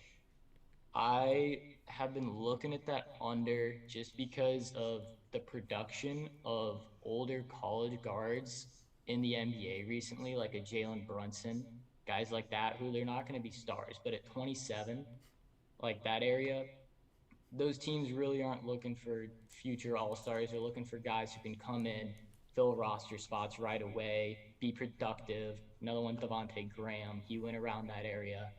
Dosunmu's got size and build. He can shoot from the outside. He's a good playmaker. He plays defense. Tough son of a bitch. I mean, he played through a broken nose. Tough son of a Uh, bitch. I like Dosunmu under 27 at plus 100 odds. If he gets 27, it's a push. But I think one of those teams like the Lakers or something, they're going to want an experienced guard who can play make and shoot from the outside. And he could step into multiple starting lineups right away. I don't see him dropping too much. All right. And then I'm seeing Franz Wagner projected at 13, so that over 9. Yeah, I'm gonna slam that over 9.5. yeah, What were the odds on that? Plus plus one? 150 over. Jesus. Yeah, like there's some props on here that Don't make any sense. I wonder if BetUS has a little. someone else that I've been looking at is Cameron Thomas. So it's not great odds. It's minus 145 to under 22.5. But Minus he's 130 another on guy. BetUS. Ooh, what is it? Minus 130 on BetUS.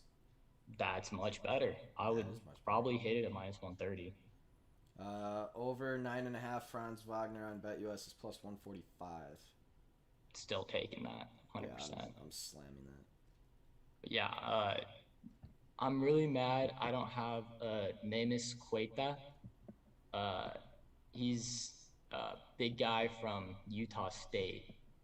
Just insane defensively. Like, Oh, I have it. you do? Yeah, 47.5. Oh my God, take that under. It's at plus 105. Take the under on 47.5. He is Who's he play for? played on Utah State this past year. Okay.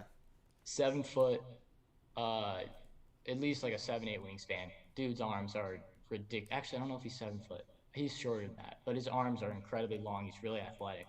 Great knowledge of defense. He can test shots really well, and he blocks everything. Every time I watch a Utah State game, I was terrified of that man. He just gobbled everybody you could possibly gobble up. Like, no one was scoring inside on Utah State with him down there. He was so fun to watch. How do you feel about Luka at 53.5? Garza, oh, you got to take that under. 53.5. That's so late. I know. The only thing that I noticed with Luka is when he had a top defenseman on him, he got bitched. That's 100%. Absolutely bitched. Who's a Dickinson from Michigan? Dude, when he was ever matched up on him, he got absolutely manhandled. And I'm like, every single person you go against in the NBA is going to be a Dickinson. Oh, yeah. Like, you're not going to have an easy route. Like, you're not going to play against the 6'2" anymore. Like, that's over. Yeah, I agree with that. I don't think he will be as much of a back-to-the-basket player in the NBA as he was in college. He's dropped about 25 pounds over the offseason. He's gotten a lot faster. He's gotten a lot more athletic. And he's one of the best shooting big men in this draft. Like, it's him and Evan, really. He is going to make a career as a backup somewhere, and he'll be a valuable piece, I think. He's a smart player. He doesn't get you in foul trouble. He doesn't cause a lot of fouls, but he's good at drawing fouls. He makes his free throws. He's a great shooter. Works his ass off. No one works harder than this dude. He had a 15 pound cyst in his stomach sophomore year. They cut that shit out, and then he was immediately in runner for player of the year and then won it the next year. Jesus. This dude is awesome. I'm seeing James Bouknight at over 7.5. Okay, so There's no way he goes top 10. Maybe 10. I think James Bouknight is gonna be incredible. Oh, so do I. But he just came off an injury. Yeah. And he didn't overperform when he came off that injury. 7.5 at plus 160 over. Jesus. I got it at plus 195. Really? So I'm not gonna bet the over simply because I love James Booknight and I think he would be so much fun on like an OKC or Kings or something like that that I Yeah. want to go earlier. I'm just trying to But think of who he would go in front of, and it's like for 7, because that means he'd have to beat out one of these guys, Cade, Jalen, um, Mobley, Kaminga. There's already 4. Suggs, that's 5, and he's not beating any of them. So oh, that means he'd have to definitely not. either beat Scotty Barnes, Don't think Davian that. Mitchell, Keon Johnson, or Sengun. He'd have to beat 3 out of the 4 of them. Yeah, I don't know. Oh, I don't. I mean, I could definitely see him going 6 to the Thunder, but Instead of Scotty. yeah, Scotty just has so many problems with turnovers, and they really look at turnovers in the draft and everything. He just wasn't smart with the ball. He's really streaky, but he does have the size. He's really young. Mm-hmm. It would be tough for me to actually tell you to take the under or over on that. I would stay away from it completely. Yeah. I don't know. But okay, where's I just think that Book Knight's size might deter him in the draft. Just yeah, a little bit. that could definitely happen. But I mean, being if you're 6'2", you're probably one of the smallest top 10 guys. He is the smallest top 10 guy, isn't he? yeah, definitely. The only thing you got to think about though. Oh, I was just looking at the draft order one more time. Ayadasumu is going to the Clippers. Like he is a perfect fit in that system. And they're sitting at 25, so that under 27 is good. Uh, Cam Thomas though is the guy I wanted to talk about. He doesn't love defense, but my man loves scoring, loves shooting the ball, and I mean, you know, he's little undersized for the position he plays. He's about 6'4" or so, but he's got a great shot. He's athletic. He's pretty long. If he gets in a better system with a better coach and everything, I think Cam Thomas could be one of those guys we look back on in a couple years and just kind of wonder how he slipped so far. Do you have him at 23.5? I think I have him at 22 and a half. I got him at 23.5, under at minus 130.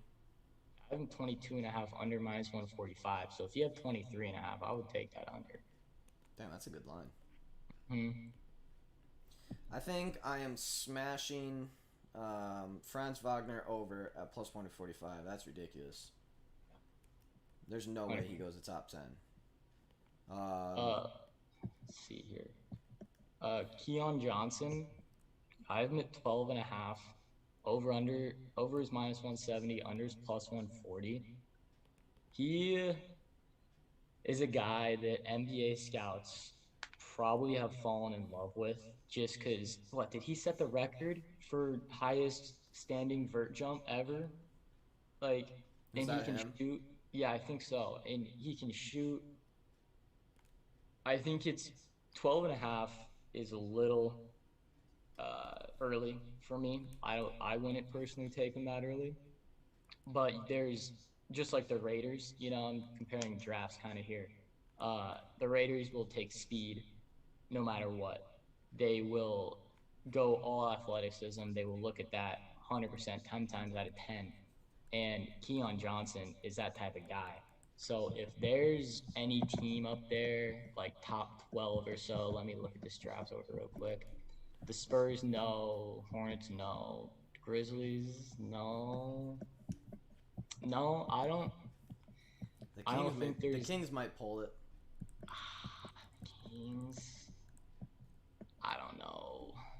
The Kings, do they want another guy like that? I think No, they don't. They need a big man. they do need a big man.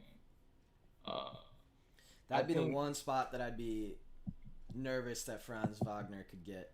Is 9. yeah, There's because they're there's dumb. nowhere else he could go, Mhm. but he could go 9 to the Kings. That is the one thing. That's the only thing that scares me. But if it plus But 150, I'll Kai take the. Jones could go before Franz Wagner. Oh, 100%. I think he should go before He Franz. should go before him. Another guy that should go before him that I don't have a line on is Jalen Johnson. I think I have him.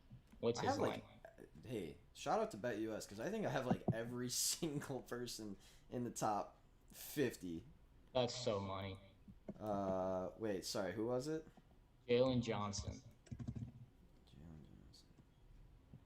Jalen Johnson, 14.5, over minus 135, under plus 105. Ooh, I like that. I like that. I see him projected at 22 to the Lakers. 20. No shot he drops that far. Like, I get how his college career ended and everything. You know, I'm looking at Sporting News' mock draft, and they have Franz in front of him. They have Kai. So for their forwards, they have Sengun as their first, besides the obvious top 5. yeah. Actually, he is the number 1 forward, isn't he? Who? Jalen Johnson should be. Well, actually, Kuminga should be the number 1 forward. Well, yeah, he's a center. Yeah, he's technically like the number. So they have Sengun going at 9. They have Kai Jones going at 11. Then they have Franz going at 13. And then Yeah. the next forward, they have Usman Garuba from Real Madrid going at 18. Isaiah Jackson going at 21. And then Jalen Johnson going at 22. Jalen Johnson at 22 is. That's criminal. He is. He's Yeah, I another. mean, his under-over is set at what? 14.5, so I would not expect him to slip to 22. He won't. That's just. I don't know. So Jalen Johnson was a consensus top, like 5, 6 pick coming into this year. Like everybody was saying, oh, he's gonna go. He's gonna go. Like he 6'9". He can shoot. He can play make when he wants to. He's long. He's gonna go under Coach K. But then all of a sudden, got some injuries. Duke started playing better without him. He kind of quit on the team, as some people are saying. I think Bill Simmons got in a bunch of trouble for saying he quit on the team, or is it John Ross? I mean, he did quit on the team though. Oh yeah, he got shelled for saying that, but he 100% did. Yeah. And I think that's why he's dropping. But I mean, the Warriors at 14, if they don't take Jalen Johnson, I don't know what they're doing.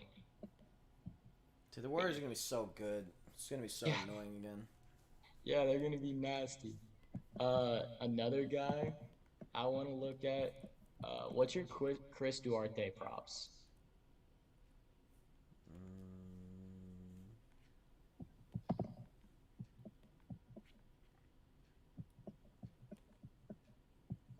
He's way the fuck down here. 15.5 over plus 135 under minus 165. Okay, not touching that then. No. Yeah, he's a dude who. Oh, name is Quayle.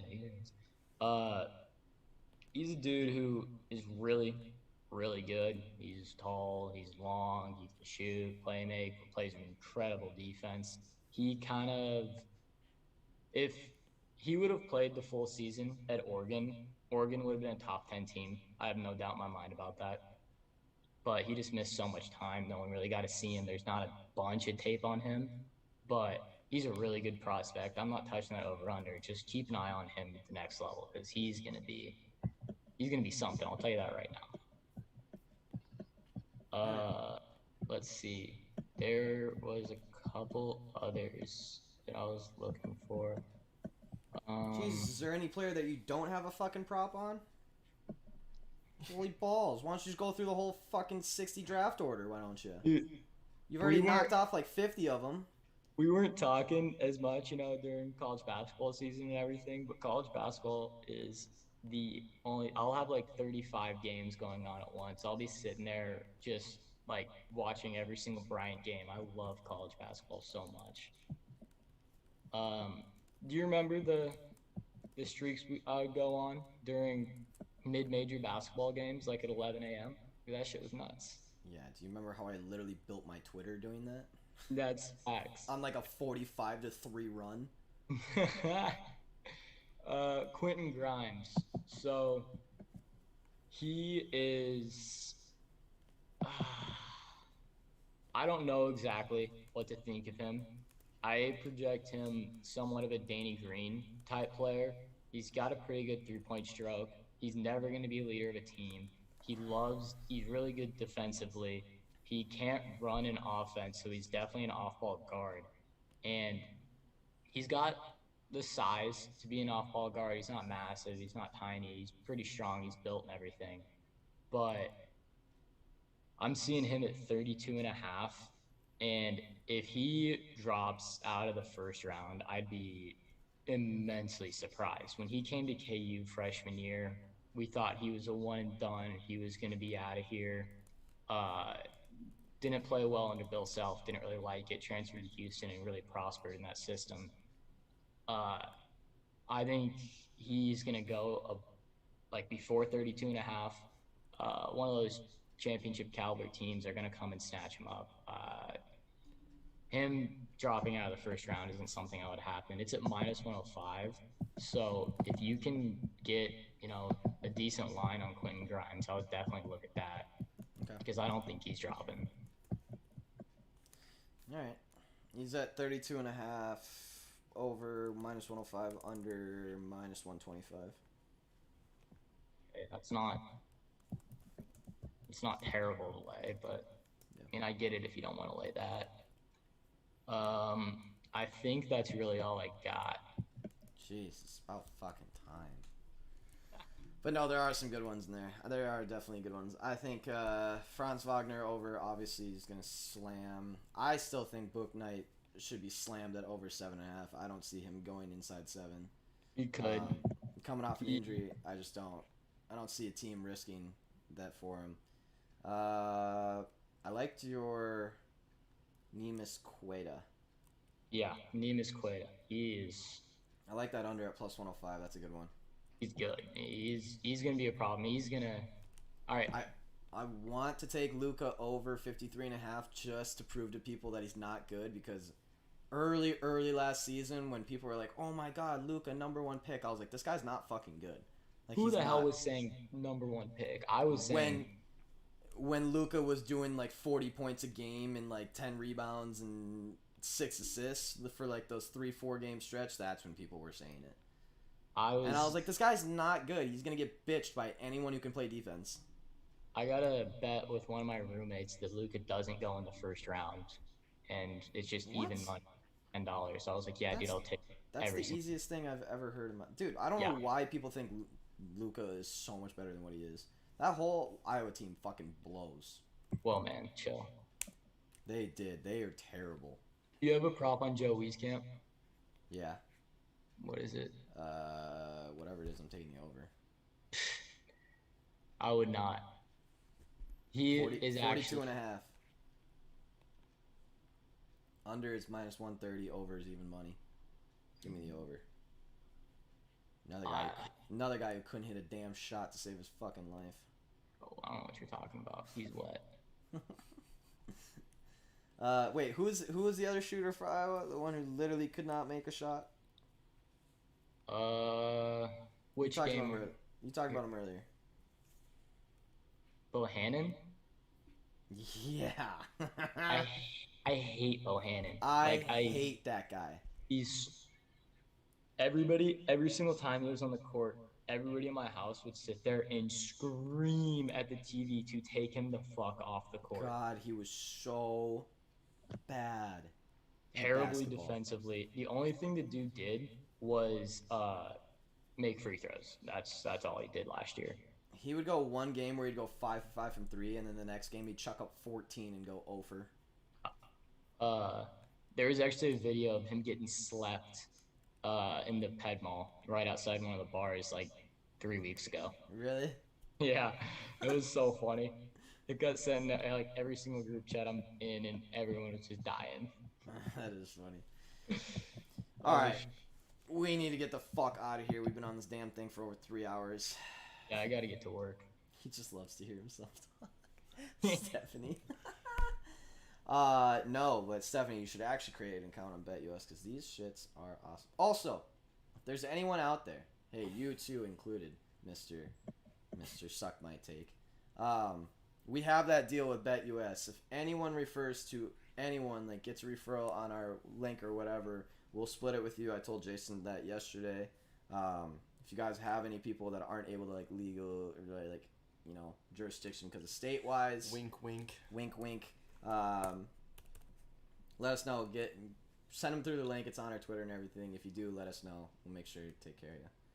Because I know there's some people out there that aren't in necessary legal states that also love to sports bet. Happens. All right, we're out of here. Thank you, everyone. Wait. Yeah, hang on. Yeah, this man has been crafting things Oh next to God. me, and now he's got. No, I have to pull it up.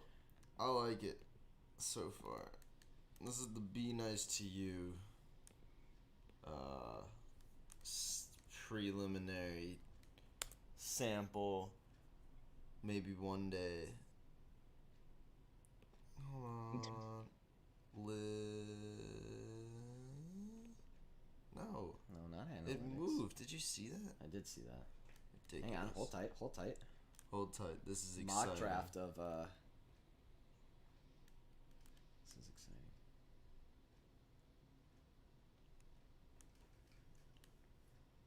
No, what was the one that showed the screen?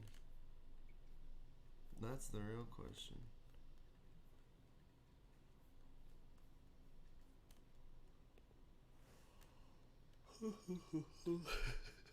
Gotta get to work here soon. Damn it. I don't know. You can't see it. Anyways, the Be Nice to You Braxton shirt is well underway. And might I say, it has a great start to it. It just shows. It tells a story. It tells a story. It's a three picture story Oh man. of what happens when you're too nice to you. It says, "Be nice to you. Fight for what you believe in, even if you pay the price." Oh, I love that. It features Alright. your face, so don't worry. Oh fuck. Hopefully I was looking good in it. I'll Alright. be in it too. Yeah, I'm getting it. All right, we need to get out of here. Yeah, that's good for the show. Bye, fellas. Bye, fellas. Bye, Suck My Take. Bye, Suck My Take. Everyone wins some money today, yeah? Yeah, let's do it. Let's do it. Thank you for your Oh, NBA yeah. props, all 94 of them. Oh yeah. I'll be Indians sure money. to... Oh, Guardians money line today. My bad. Guardians money line? Yeah, Guardians, not Indians. All right, so I am taking the opposite. Hey, you got any nerfies or yerfies that I can fade today? No, I think not you're. yet. Hey, by the way, I think you're 0 for 15 in your last 15 nerfy and yerfies. No, I just don't text you all of them. Well, keep texting me them because every single one that you text me loses. So, any nerfy or yerfies today? You're not wrong. I haven't even looked. I've been in class all day. Damn it! Come on. My bad, man. My bad. Well, if you figure one out before the end of the day, please let me know. All right, I'm gonna make sure that this one hits though. All right, I've just perfect. been playing. Make it your Waiting. most confident pick yet, please, and then let me know. All right, Better Jorge yet, put a Soler- shotgun bet on it. Better yet, Jorge put a shotgun Soler bet on it. over 1.5 home runs today. Then. Who? You fucking idiot. All right, get out of here. Oh my god. You show it? I don't know. I can't read. Dude. It flashed. Did it flash? It flashed. I didn't see it though. I'm so terrified what my face is gonna be. It's gonna be a demented demon from hell. The black and white is hysterical too. Which one is the one that I used to do the fire? Is it you? Oh, let's go. You Oh, go up shit. in the corner. Alright. Oh god, this is. Alright. There it is.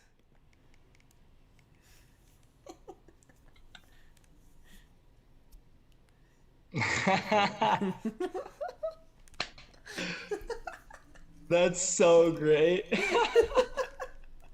Dude, the contemplation on your face in the third photo is so funny. Like, fuck, I hate you, Darvish. That's so funny. All right, with that, we're Yeah. out of here. We'll see you guys tomorrow, 10 a.m. sharp. Thank you, Suck My Take, for all your NBA props. We appreciate you sometimes. Also, if you have a Nerfy or Yurfy, please let me know. I will add it to VIP and put 10 units on it immediately. Alright, fuck. Alright. Nerfy Royals. Fuck yeah, I love a nice Yurfy on a Royals game. All right, Jokes we're on out you, of I was here. actually placing a Yurfy on that game. Oh. Well, now it's just Yeah, just now too messy. I need Too much strict, spaghetti, I need bro. very confident. I need you to put a shotgun bet on it so that I can take the other side. We're out of here. See you later. Go to work. Yeah, I need to get out of here actually really badly. Yeah. All right. See you, everyone. Happy Wednesday. Happy Wednesday.